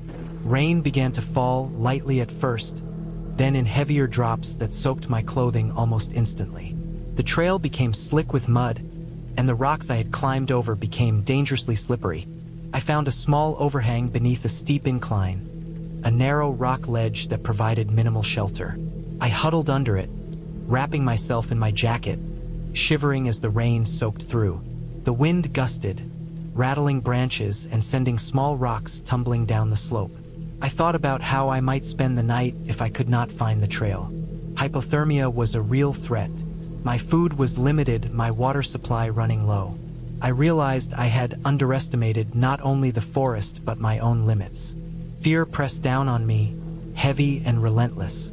After the storm eased, I decided to move again. I had to find a recognizable landmark, something that would help me reorient myself.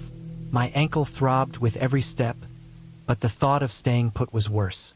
I pushed through thick brush, slipping repeatedly, cutting myself on branches and rocks, my hands raw. Hours passed, the forest refusing to give any clue of direction. The mist clung stubbornly, and the light continued to fade. Panic returned, sharp and biting. As darkness fell, I considered climbing a small ridge to get a better view.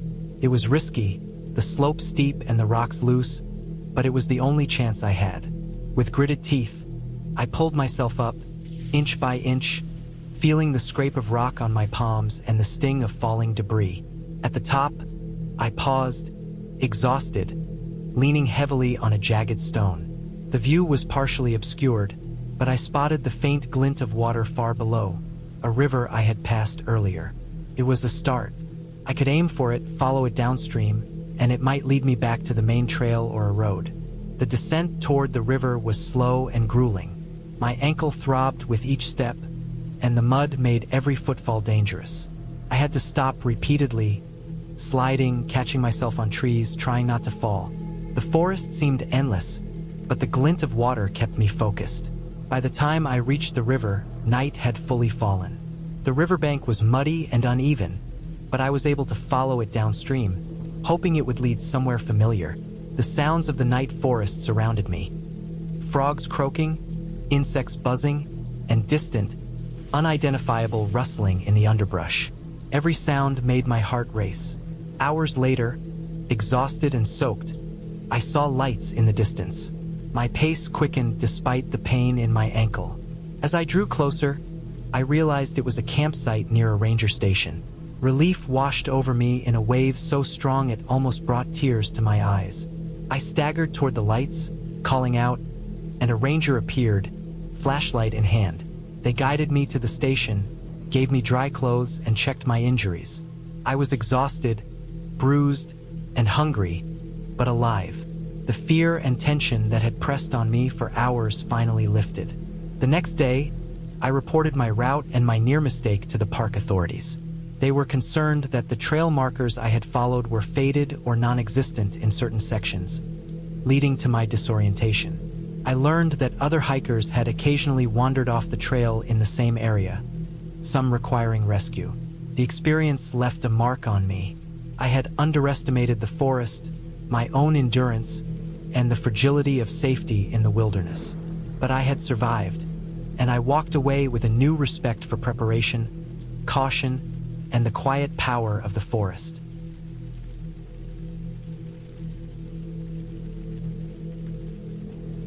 I had been planning this hike for months. The map I studied covered miles of wilderness, an area that few ventured into because of how rugged and remote it was.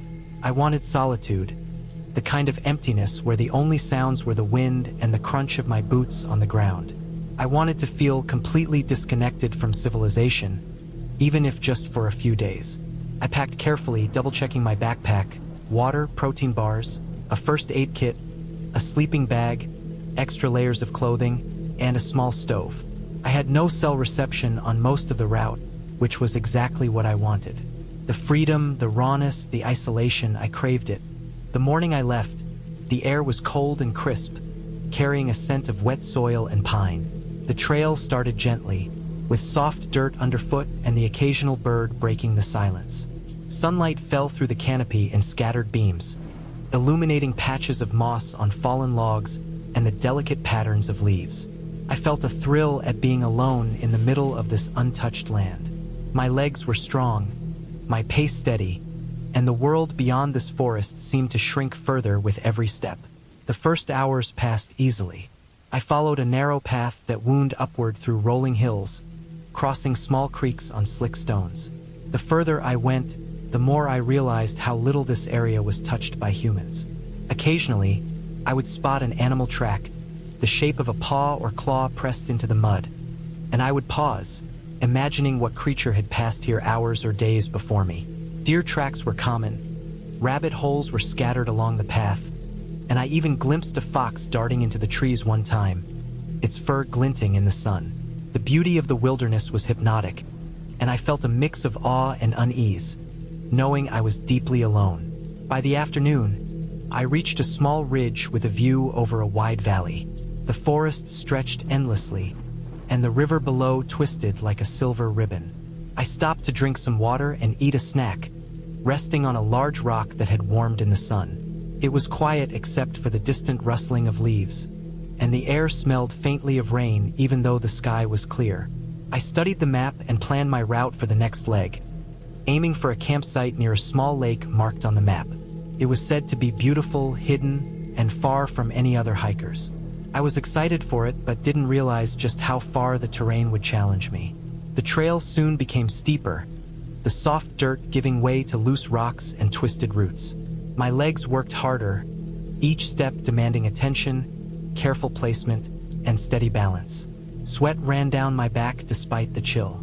As the day wore on, the sun began to lower, casting long shadows across the forest floor. I moved slower now, fatigue creeping in, but I kept my focus. This was when I first noticed that the forest was quieter than before. Birds had gone silent, small rustlings seemed farther away, and the usual forest sounds felt muted. I tried to shake it off, telling myself that the trail had simply led me deeper into untouched territory, but a small knot of tension began to form in my stomach. By mid-afternoon, the path became almost indistinct.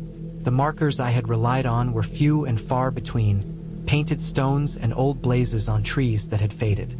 I realized I needed to pay careful attention or risk losing the trail. I slowed my pace, scanning for landmarks and occasionally marking my own way with small piles of stones to help me trace my path back if needed. The forest thickened, the trees towering and densely packed, their branches forming a rough roof overhead that dimmed the light even further. I felt a creeping sense of isolation, a weight that pressed on me quietly but insistently. As evening approached, the shadows grew long and the air cold. I had been hiking for nearly 10 hours, and my muscles ached, my energy fading faster than I expected. I had hoped to reach the lake before dark, but the terrain was relentless. The trail disappeared entirely at one point, leaving me to pick my way through dense underbrush and jagged rocks. I kept my map open, checking distances and trying to align it with the features around me. But the forest seemed to shift with every step, hills and valleys blending in ways that made orientation difficult. Panic began to rise just beneath the surface, a sharp, pressing sense that I was far deeper in the wilderness than I had planned. I eventually found a small clearing, barely wide enough for my sleeping bag. I decided this would be my campsite for the night. It was not near the lake, not the location I had hoped for, but staying in the dark, Unfamiliar forest without a proper place to rest would have been foolish. I cleared the ground of stones and branches, laid down my sleeping bag, and set up my small stove for a meal. The sun had nearly disappeared, and the forest was now a dark, almost impenetrable mass. Every sound, the snapping of twigs, the rustle of leaves, made my heart jump. I forced myself to eat, to drink, to breathe steadily, telling myself that it was normal for the forest to feel intimidating in the dark. Night in the forest was harsher than I expected. The temperature dropped quickly, and the sounds became sharper, closer. I heard the distant call of an animal, high-pitched and eerie, and the occasional crack of a branch underfoot, though I could not see anything. My mind tried to rationalize. The animal was likely a deer, a fox, or some other creature moving quietly. Yet, every snap of a stick made me tense. Every shadow seemed to move in ways it could not. I slept fitfully, half awake, alert to the smallest sound. The next morning, I woke stiff and sore but determined to continue. I packed quickly and set off before the sun had fully risen, hoping to cover as much ground as possible while the light was good. My map indicated a ridge that, if I reached it, would give me a view of the lake and guide me safely. The terrain was steep and treacherous. Loose rocks tumbled under my boots, and the slope was dotted with roots and fallen logs that threatened to trip me. I moved slowly and carefully, sweat and tension mixing into a constant haze of focus. Halfway up the ridge, I slipped. My boot hit a loose rock, and I fell hard, scraping my arm and bruising my leg. The pain was sharp, immediate, and it reminded me that I was alone. There was no one to help, no one who would find me if I failed to get up. I took a moment to breathe, testing my leg. I could still walk, though with a limp, so I pressed on. Every step was more difficult than the last. My energy was dwindling, and I began to doubt whether I could reach the lake before nightfall. Hours passed. The ridge seemed endless. The sun climbed higher but offered little comfort, its rays struggling to penetrate the dense canopy in places. My water supply was running low, and my stomach ached from both exertion and hunger. By mid-afternoon, I finally glimpsed the lake below, a glimmer of blue through the thick trees. Relief surged, but it was tempered by the realization that getting down to the lake would be dangerous. The slope was steep, loose, and treacherous, with jagged rocks that threatened a serious fall. I began my descent carefully, testing each foothold, using my hands to stabilize myself on rocks and tree trunks. The forest seemed to press in around me, the shadows growing longer as the day advanced. I slipped a few times, scraping my hands and legs, each fall making my heart race and my muscles tremble. I kept telling myself to move slowly, deliberately, but the tension was exhausting. Every movement required thought, focus, and a careful calculation of risk. Finally, I reached the shore of the lake. The water was still and clear, reflecting the sky above. I dropped my pack with relief, my body trembling from exhaustion and adrenaline. I drank water from my bottle, ate the last of my snacks, and rested, letting the quiet of the lake soothe my frayed nerves. I set up my sleeping bag near the water, clearing a patch of flat ground. The forest was less oppressive here, the open space giving me a sense of safety I hadn't felt for 2 days. I realized how close I had come to being trapped or injured in a place where help was impossible. Night fell slowly over the lake, and I watched as the sky darkened, stars appearing one by one. The forest was alive with nocturnal sounds, but they felt distant and harmless. I ate a simple meal, drank more water, and prepared for a long night. The tension that had haunted me for the past 2 days began to ease. I realized how important preparation, patience, and caution had been. Without them, I might not have made it here. The next day, I moved along the shore of the lake, exploring the area cautiously. I found a small stream feeding the lake, and I used it to refill my water supply. I rested, bathed in the shallow water, and dried my clothes in the weak morning sun. I decided that after a night here, I would begin the return journey, taking a slightly different route that I hoped would be safer and more gradual. The hike back was slow but steady. I took no unnecessary risks, testing each step, following natural contours, and keeping my energy for the parts that mattered. The forest that had seemed intimidating now felt familiar, each tree, rock, and creek a reference point that gave me confidence. By late afternoon, I emerged onto a wider, more traveled trail that led back toward the edge of the wilderness. I breathed a sigh of relief, realizing I was returning to safety. When I finally reached the edge of the forest, I looked back at the dense trees, the ridges, and the lake hidden deep within. I felt a mix of triumph and respect, knowing how easily the wilderness could have turned against me. I had been scared, exhausted, and in real danger, but I had made careful choices, stayed calm under pressure, and survived. I walked back to my car slowly, savoring the sense of accomplishment and the knowledge that I had truly tested myself in a place where nature ruled. That hike taught me more than any casual trip ever could. It showed me the limits of my endurance, the importance of preparation, and the reality of fear when you are alone and the consequences are real. It was frightening, exhausting, and humbling, but it ended with clarity, with safety, and with a deep, lasting respect for the wilderness.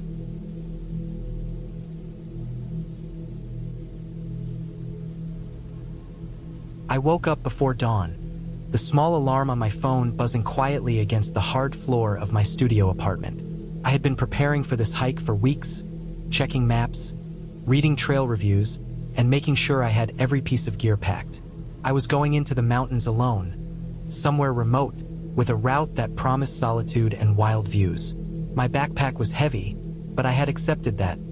It was loaded with water, food, a first aid kit, extra clothing, a compass, and a small emergency satellite device. I left my apartment with the dim morning light barely touching the streets, the air crisp and cold. Driving out of the city, the concrete and steel slowly gave way to endless stretches of pine and fir, the scent of wet earth growing stronger with every mile. I parked in a small lot at the trailhead, where a wooden sign listed warnings about difficult terrain, unpredictable weather, and wildlife. The place was empty. Not a single car was parked nearby, and the silence was heavier than I expected, almost pressing against me as I secured my backpack and tightened the straps. I started walking. The trail was narrow, lined with roots and stones, winding upward in slow, constant inclines. My boots crunched against dry pine needles, and I could hear birds beginning to stir in the distance. For hours I walked steadily, my breathing steady, my mind focused on the rhythm of steps. The trail became steeper, the forest thicker, and the sun rose higher, casting long beams of light through the gaps in the trees. I paused occasionally to drink water or check the map. Everything felt normal, even serene, though there was a faint unease, a sense that the isolation of the mountain was more absolute than I had anticipated. There were no other hikers, no sounds of cars or distant voices, only the wind brushing the treetops and the occasional snap of a branch under my own boots. Around midday, I reached a ridge that overlooked a narrow valley. The view was breathtaking. A river wound through the forest far below, glinting in the sun, and mist hovered above the treetops in the distance. I stopped to eat a snack and take pictures, leaning against a boulder that felt warm under the sun. That's when I noticed the tracks in the dirt, shallow but unmistakable footprints that didn't belong to any animal I recognized. They were human. They were large, uneven, and old, partially covered by leaves and dirt, but fresh enough to make my stomach tighten. I paused, scanning the surrounding forest. There was no sound, no movement, but my heart began to pick up pace. I had read about hikers who went missing in these mountains, stories of people being lost for hours or days. I shook off the unease, convincing myself that someone had passed through earlier in the morning, maybe another hiker. I followed the trail onward, trying not to think too much about it, but every step made me more aware of the absolute silence around me. By mid-afternoon, the trail narrowed into a steep slope, rocky and uneven, forcing me to slow my pace.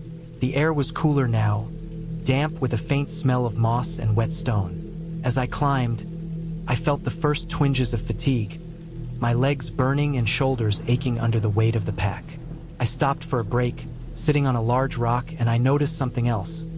More footprints, this time heading uphill, away from the trail and into the trees. I could see the crushed leaves and broken twigs leading off into the shadows, and my stomach twisted. There was no logical reason for anyone to be off the trail in this part of the mountain, and yet the tracks were there. The sun started to lower, casting long shadows across the trail. I knew I needed to find a safe spot to camp for the night. The problem was that the terrain was steep and rocky, and every flat area seemed too exposed. I kept walking, moving carefully, eyes scanning for a safe place. Then I heard it, a sharp crack of a branch somewhere off to the right, in the trees. My heart jumped into my throat. I froze, listening, every nerve alert. Nothing else followed. I told myself it was an animal, maybe a deer, but my rational mind didn't calm my fear entirely. I continued, moving faster now, my backpack weighing more than ever, my steps cautious but urgent. I found a small plateau that offered space for a tent and a view down into the valley. I set up camp quickly, the sun barely above the horizon. My hands shook slightly as I unpacked the stove and started boiling water for dinner. Every sound of the forest seemed amplified. The rustle of leaves, the distant call of birds, the wind moving through the branches. I kept glancing toward the tracks, imagining shadows moving among the trees. Night fell faster than I expected. The temperature dropped sharply, and I wrapped myself in my sleeping bag after finishing dinner. I had left my backpack partially open, thinking I might need something quickly. That was when I heard it again. A faint, deliberate crunch of footsteps on the trail near my camp. I froze, heart hammering. My first thought was to grab my small satellite device and send an alert, but the steps stopped almost immediately. I didn't move. I waited. The minutes passed like hours, the night growing colder, darker, more oppressive. Eventually, the sound stopped entirely, leaving a silence so deep it felt like pressure on my chest. I lay awake, straining to hear any movement, my imagination running wild. Sleep finally came in short, broken waves, never deep, always accompanied by the fear that someone was watching me, waiting. I woke just before first light, ears tuned for any sound. The area around my camp was undisturbed except for the faint tracks that led toward my tent, stopping abruptly at the edge of my sleeping bag. My stomach sank. Someone had been here, but there was no sign of them now, only the evidence of their presence. I packed quickly, my hands moving mechanically, and started descending the trail. Every shadow, every tree, every bend in the path seemed to hide a threat, and my pace increased. Hours passed as I descended. I was exhausted both physically and mentally. The sun was higher now, and I started seeing other signs of life again. Birds, squirrels, the occasional distant hiker far below. Relief started to settle in, though my body remained tense. When I reached the bottom, the trail opened into a wider path that led toward the parking lot. I could see cars in the distance and the faint sound of engines, human voices. By the time I reached my car, my hands were shaking and my legs were sore. I double-checked my gear, made sure nothing was missing, and drove away, heart still racing. I thought about the tracks, about the footsteps in the night, and tried to convince myself that whoever it had been, they were long gone and I had escaped any potential danger. Even as I left the mountains behind, the memory of that night stayed with me. The silence, the tracks, the faint crunch of footsteps that had stopped just short of my sleeping bag. I couldn't shake the feeling that someone had been there, watching, and that the mountains could hide more than just wildlife. I promised myself I would never hike alone in that area again, no matter how tempting the solitude. And as I drove back into the city, the air thickening with evening traffic, I realized that fear wasn't just about what you see.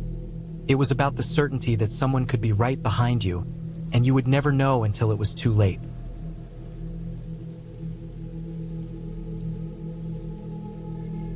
I had been planning this hike for months. The trail I chose was remote, hardly visited, and stretched deep into the forested mountains that rose on the outskirts of town. I wanted isolation, the kind of solitude where you could feel the weight of the world fall off your shoulders and the silence press against your ears in a way that made you hyper-aware of everything. Your breathing, the crackle of leaves underfoot, the distant drumming of some unseen wildlife. I had packed carefully, water, enough food for 3 days, a first aid kit, a headlamp, a map, and a compass. My boots were worn in just enough to be comfortable, and my jacket was thick, waterproof, and dark green, blending in with the surrounding pine. The morning I started, the air was crisp, almost shockingly cold against my bare face. The sun had just begun to rise, painting the sky with a mix of gray and orange, and I could see a thin mist hovering over the treetops, curling through the valleys like smoke. There was a smell in the air, wet earth, pine, and something sharper, metallic, that I couldn't identify. I brushed it off as the smell of early morning dew mixing with decaying leaves, but it lingered in the back of my mind, a faint note of unease that I tried to ignore. The trailhead was easy to find. A narrow dirt path wound away from a crumbling parking lot, disappearing into the forest like a secret. I could see footprints, not fresh, but recent enough to reassure me that people did, in fact, hike this trail. The first few miles were calm. The path wound gently uphill, lined with thick underbrush and scattered boulders. Birds called to one another above me, their sounds bouncing between the trees. I passed a small stream, its water clear and icy, and I paused to fill one of my bottles. The sound of water was calming, almost hypnotic. As the morning wore on, the trail became steeper. I started to feel the strain in my legs, my lungs working harder with each step.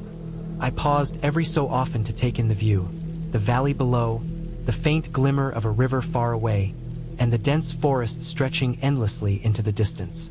I felt small, insignificant, but in a way that exhilarated me.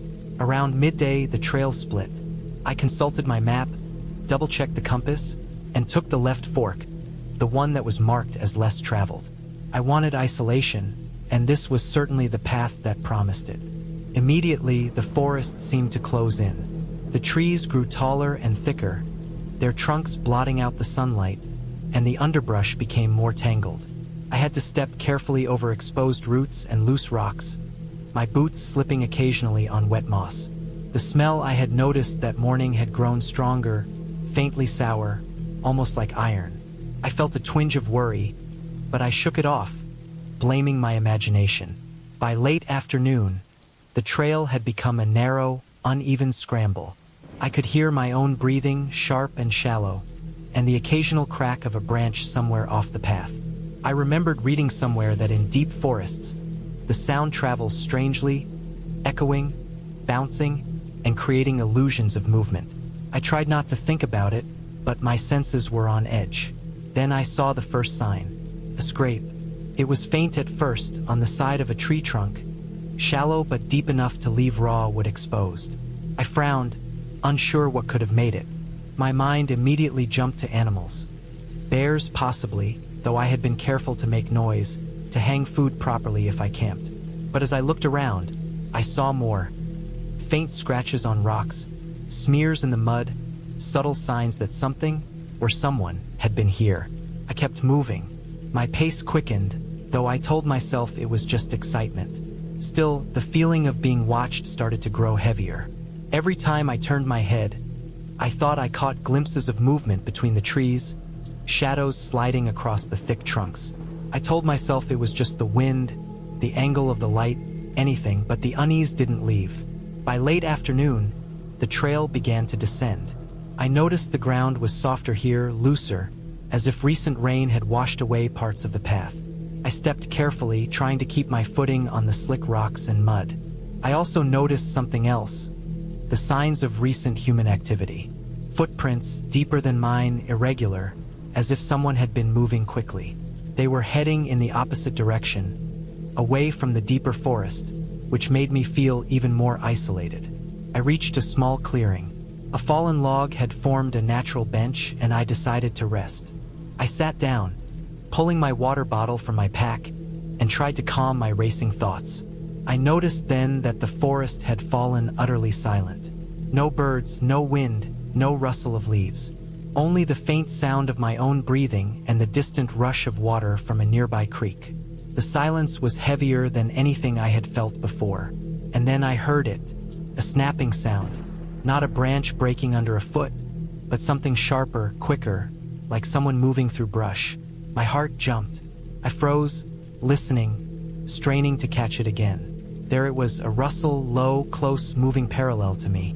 I looked toward the tree line, but the shadows were dense, impenetrable. Panic began to rise.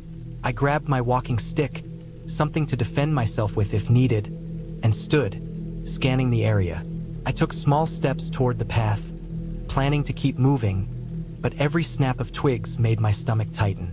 I tried to recall every piece of advice I had read about staying calm in the wilderness, about handling unexpected encounters, but the fear was making my mind scatter. I moved faster, deliberately loud, stepping heavily to announce my presence, hoping to scare away whatever or whoever might be out there. The sun was lowering quickly, and the temperature was dropping. I realized I had no intention of camping here. I had to get out before dark. The path grew steeper again, and I climbed as fast as I could. I stumbled several times, scraping my hands on rocks and roots, but kept going. The rustling followed, always just on the edge of my vision. Once I thought I saw a figure, tall, thin, moving behind the trees, but when I blinked, it was gone. I told myself my eyes were playing tricks. By now, the light was fading rapidly. Shadows merged into darkness, and the forest became an almost solid wall of black. My headlamp was in my pack, and I hesitated to pull it out, not wanting to draw attention to myself, but the path was becoming treacherous. Loose rocks, steep inclines, and slippery mud made each step dangerous. Finally, I reached a ridge. From here, I could see the valley below, shrouded in the dim glow of sunset. Relief washed over me. If I could reach the lower trails, I could get back to civilization. But then the rustling started again, closer this time. Faster, more urgent. My stomach sank. I broke into a run, my boots slipping on wet leaves, branches whipping against my legs and face. I kept looking over my shoulder, but the darkness swallowed everything beyond 10 feet. The sound seemed to be everywhere, circling me, and I realized with a shiver that I had no idea if it was human or animal. I tripped over a root and fell hard, scraping my knees and hands. My pack twisted around my shoulders, slowing me. Panic clawed at me, raw and relentless. I forced myself up and ran again, choosing the path that led downhill, where I hoped the forest would thin.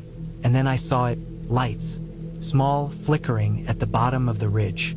Not fireflies, human-made, unmistakably. My heart surged. I ran faster, ignoring the burning in my legs. As I descended, the lights grew clearer, and soon I could make out tents and the faint figures of people. Relief, pure and overwhelming, washed through me. I reached the edge of a small campsite, and the people looked at me, confused, as I collapsed to the ground, gasping. They offered water and warmth, and I realized that the rustling, the sense of being followed, had been caused by another hiker, a local who had been moving swiftly along the trail and hadn't expected anyone else. The fear, the isolation, had made me imagine the worst, but now, safe among others, the relief was tangible. They helped me treat my scrapes and guided me back to the main trail the next morning. I walked carefully, every step deliberate, but the fear that had gripped me for hours began to fade.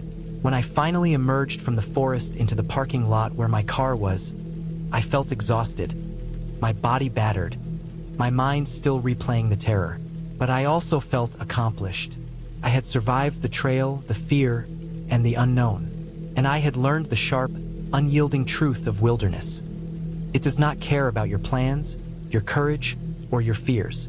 It simply exists, and those who step into it must respect its power. That hike stayed with me for months. Every detail, every sound, every shadow replayed in my mind.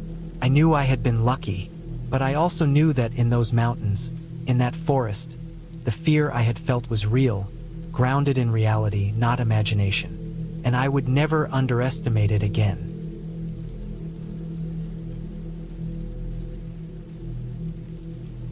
I had been planning this hike for months. I needed something challenging, something that would take me away from the city noise, from the constant pressure, from the feeling that I was always being watched in my own apartment. The mountains I chose were far from the usual tourist trails, a remote area where maps were scarce and cell service was nearly non-existent. It was the kind of place where you could disappear for hours, even days, and nobody would notice. I thought about that as I packed my backpack. 2 liters of water, energy bars, a first aid kit, a flashlight with extra batteries, a multi-tool, a thick jacket, and a small emergency blanket. I didn't bring a tent because I planned to return before nightfall. I had done long hikes before, but nothing like this. The morning I started, the air was crisp, colder than I expected for the season. The trailhead was just a dirt path winding into dense forest, marked only by a faded wooden sign. The forest was quiet except for the occasional rustle of leaves, and I noticed that every few steps, the ground seemed softer, covered in pine needles that muted my footsteps. I liked the feeling of isolation, the way the trees seemed to lean over the trail, their trunks tall and straight like silent guards. The further I walked, the less I saw evidence of human activity. The path became less distinct, narrowing into a thin strip with roots weaving across it. Around midday, I reached a small clearing. I took a short break, drank some water, and looked around. The clearing was surrounded by old trees, their trunks scarred by age and weather. The sunlight barely reached the ground, giving the place a greenish hue. I could hear a small stream somewhere nearby, the faint trickle of water through rocks and soil. I felt calm, and I also felt alone, in that strange way that makes every little sound stand out. I decided to follow the stream, thinking it would lead me deeper into the mountains, maybe even to a waterfall I had read about in some old hiking forum. At first, the trail along the stream was easy. The ground was wet but firm, and the rocks were stable. I noticed animal tracks. Deer, maybe a fox, the occasional bird footprint pressed into the mud. I enjoyed seeing them, feeling like I was walking in a world untouched by humans. Then, as the afternoon sun began to drop, the trail became more difficult. The rocks were slippery, moss growing thick in some spots, and I had to step carefully to avoid twisting an ankle. I underestimated the difficulty of the terrain. I slipped once, caught myself on a wet branch, and felt my heart rate spike. My legs were starting to ache, my backpack feeling heavier with each step. I thought about turning back, but something pushed me forward, a stubborn curiosity to see what was beyond the next bend. I kept telling myself I could make it to the top and return before dark. The sun sank lower, and shadows stretched long across the forest floor. I realized I was further from the main trail than I had intended. The stream became narrower, cutting through dense thickets and overgrown underbrush.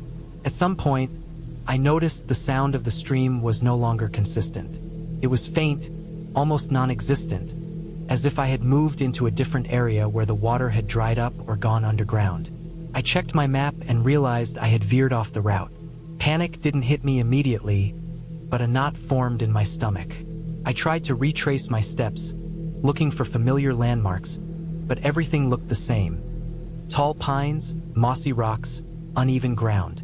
The sun was almost gone now, and the light filtering through the trees was dim. My flashlight was still in my pack, but I wanted to save it in case I had to navigate in the dark. I kept moving, hoping to find the main trail or some recognizable feature. Then I heard it, a faint, irregular snapping sound, like a branch breaking under weight. My first thought was an animal, maybe a deer or a wild boar, but as I paused and listened, I realized it was too deliberate, too spaced out to be random. Someone, or something, was moving through the forest near me. My heart started pounding, my palms sweaty. I gripped the straps of my backpack and tried to slow my breathing. The snapping continued, always just far enough away that I couldn't see the source. I didn't dare run.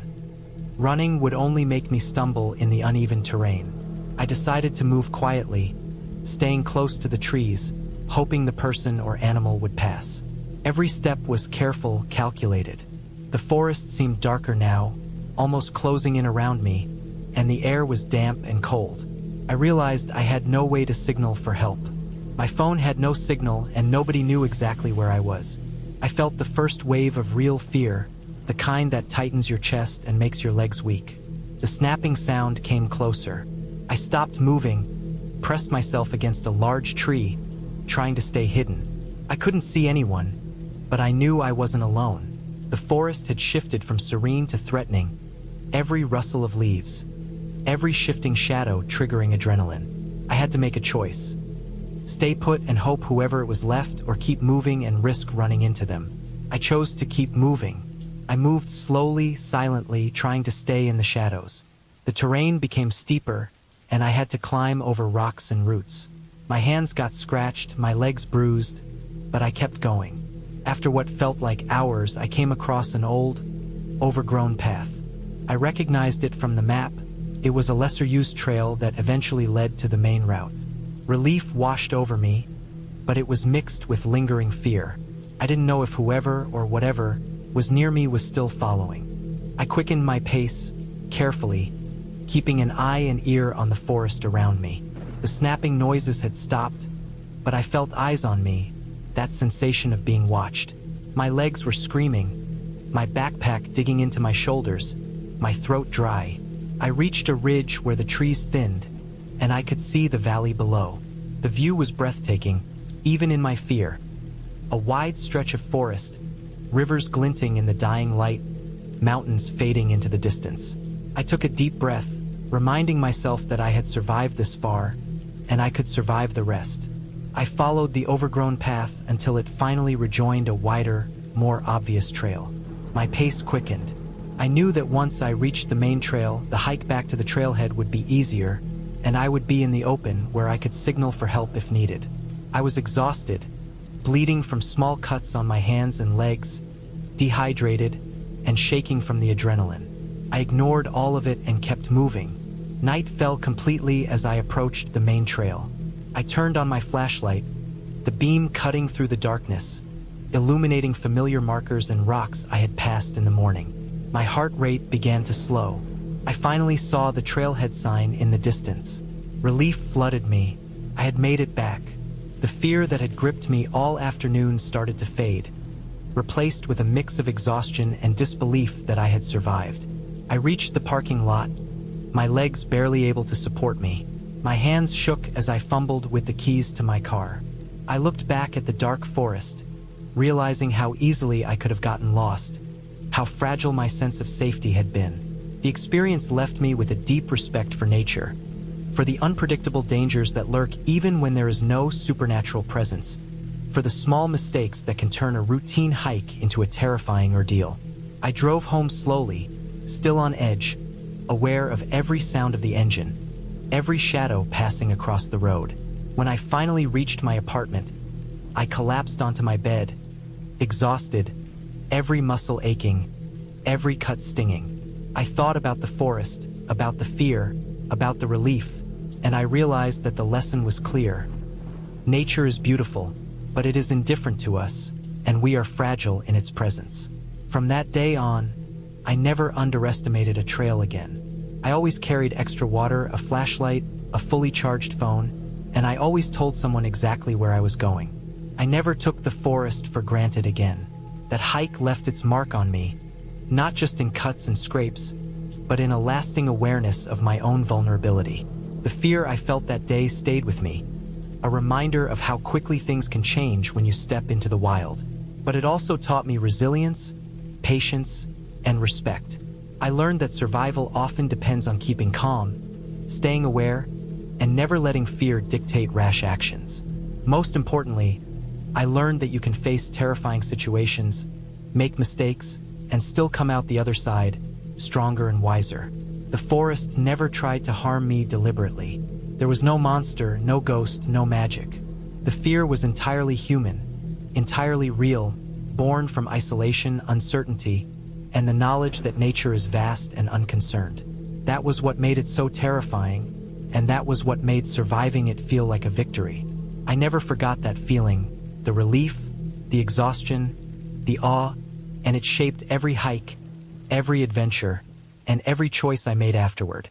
I understood that fear is natural, but preparation, caution, and respect can turn fear into an experience that changes you forever, for the better.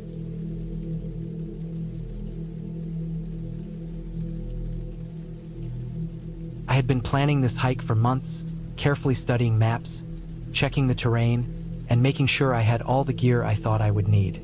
I chose a section of the trail that was known for being remote, rough and quiet. A place where few people went, where the forest felt thick and old, and the mountains rose sharply on either side like stone walls. I wanted to be alone, and I wanted the challenge. I didn't expect the danger that would find me, the kind that wasn't in any guidebook, the kind that doesn't announce itself until it's right on top of you. I started early, just after dawn, with the sky pale and streaked with pink.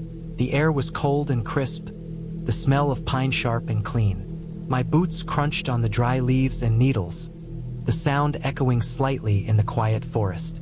The trail was steep at first, winding through tall pines that were so close together that sunlight barely touched the ground. I was careful with my steps.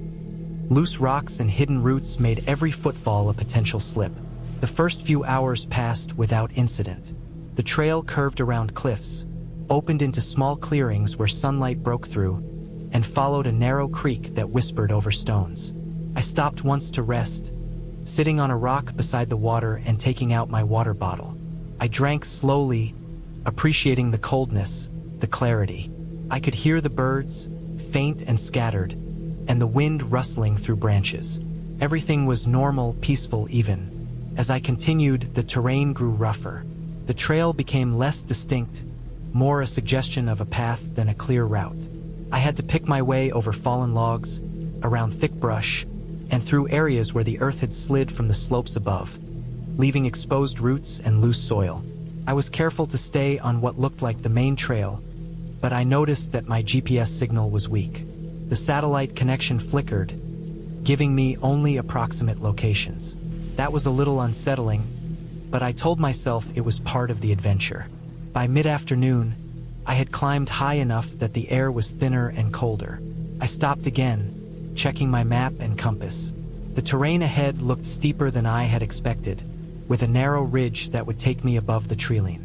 I packed my things and started climbing. The ridge was exposed, the path just a narrow strip between sheer drops on either side. Each step had to be deliberate. Loose gravel slipped beneath my boots, and I had to pause multiple times to make sure I had solid footing. The wind had picked up, sharp and biting, and it rattled my pack as I moved. It was around this point that I realized something wasn't right.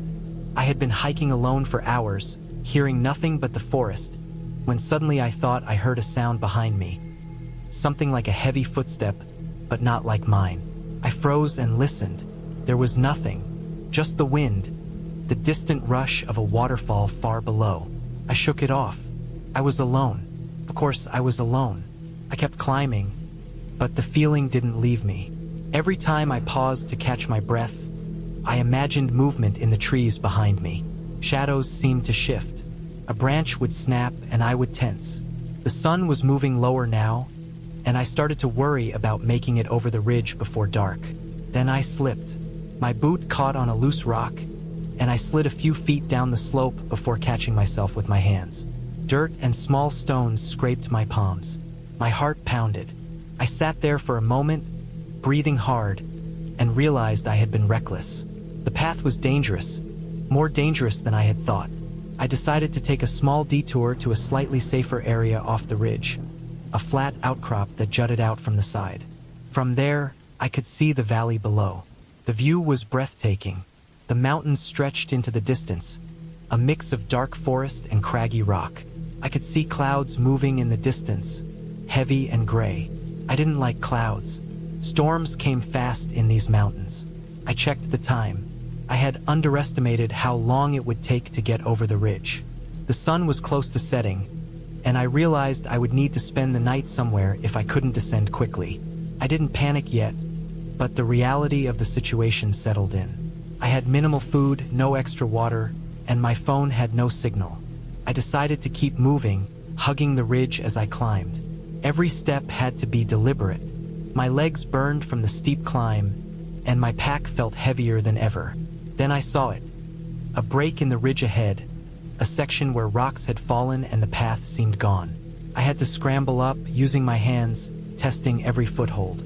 Loose stones skittered beneath me, and the wind threatened to push me sideways. I paused, took a deep breath, and went slowly. Halfway across, I felt a sharp pain in my ankle. I had twisted it on a loose rock. I nearly fell, but I managed to hold myself.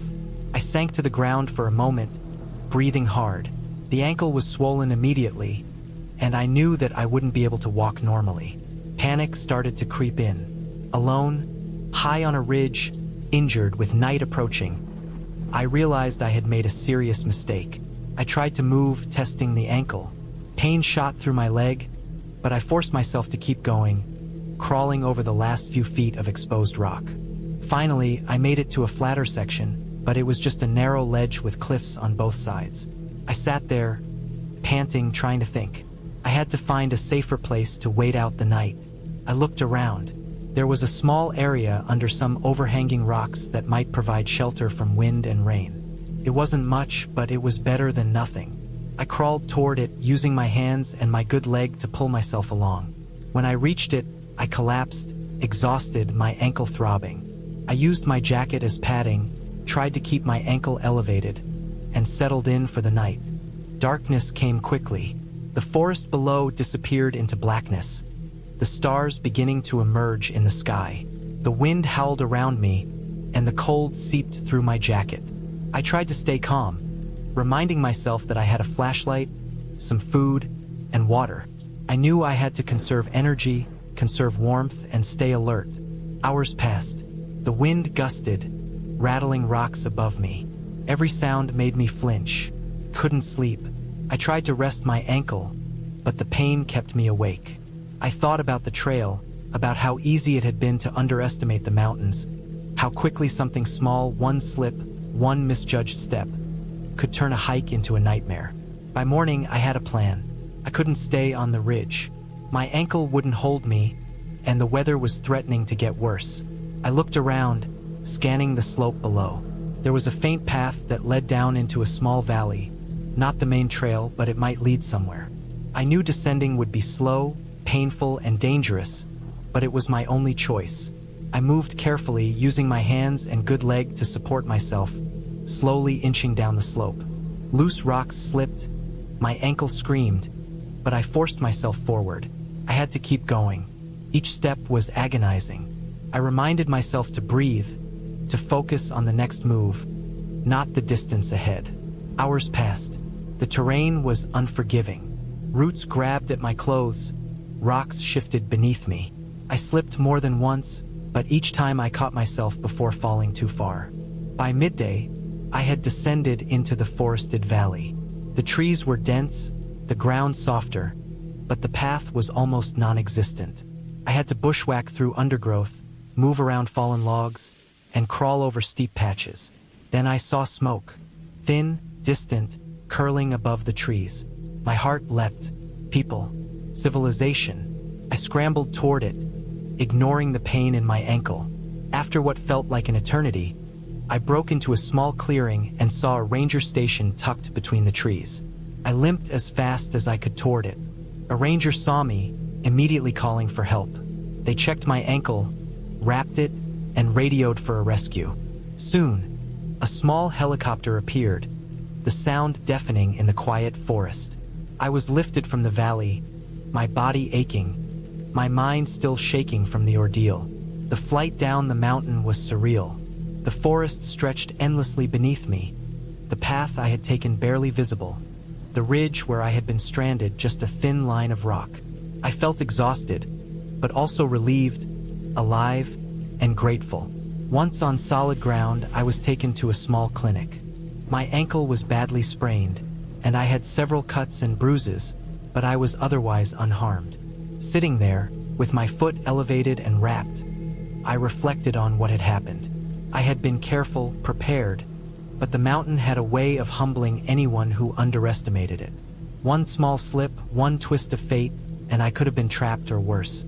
I learned many lessons that day: to respect the mountain, to not overestimate my abilities, and to always prepare for the unexpected. I had survived because I stayed calm, moved carefully, and refused to give up, even when my body screamed for me to stop. The mountain hadn't killed me, but it had made me painfully aware of its power. Weeks later, I returned to the trail, not to climb the same ridge, but to walk a safer, easier section. I carried extra supplies, a fully charged GPS, and a first aid kit. The memory of that day stayed with me, etched into my mind like the pain in my ankle. A reminder that nature is beautiful, but also relentless, and that survival sometimes depends on nothing more than patience, caution, and determination. That hike changed me. I still love the mountains, still seek their quiet, their challenge, but I approach them differently now with respect, awareness, and humility. I know the difference between adventure and recklessness. And most importantly, I know that even when things seem impossible, even when the world feels against you, moving slowly, thinking clearly, and never giving up can carry you out alive.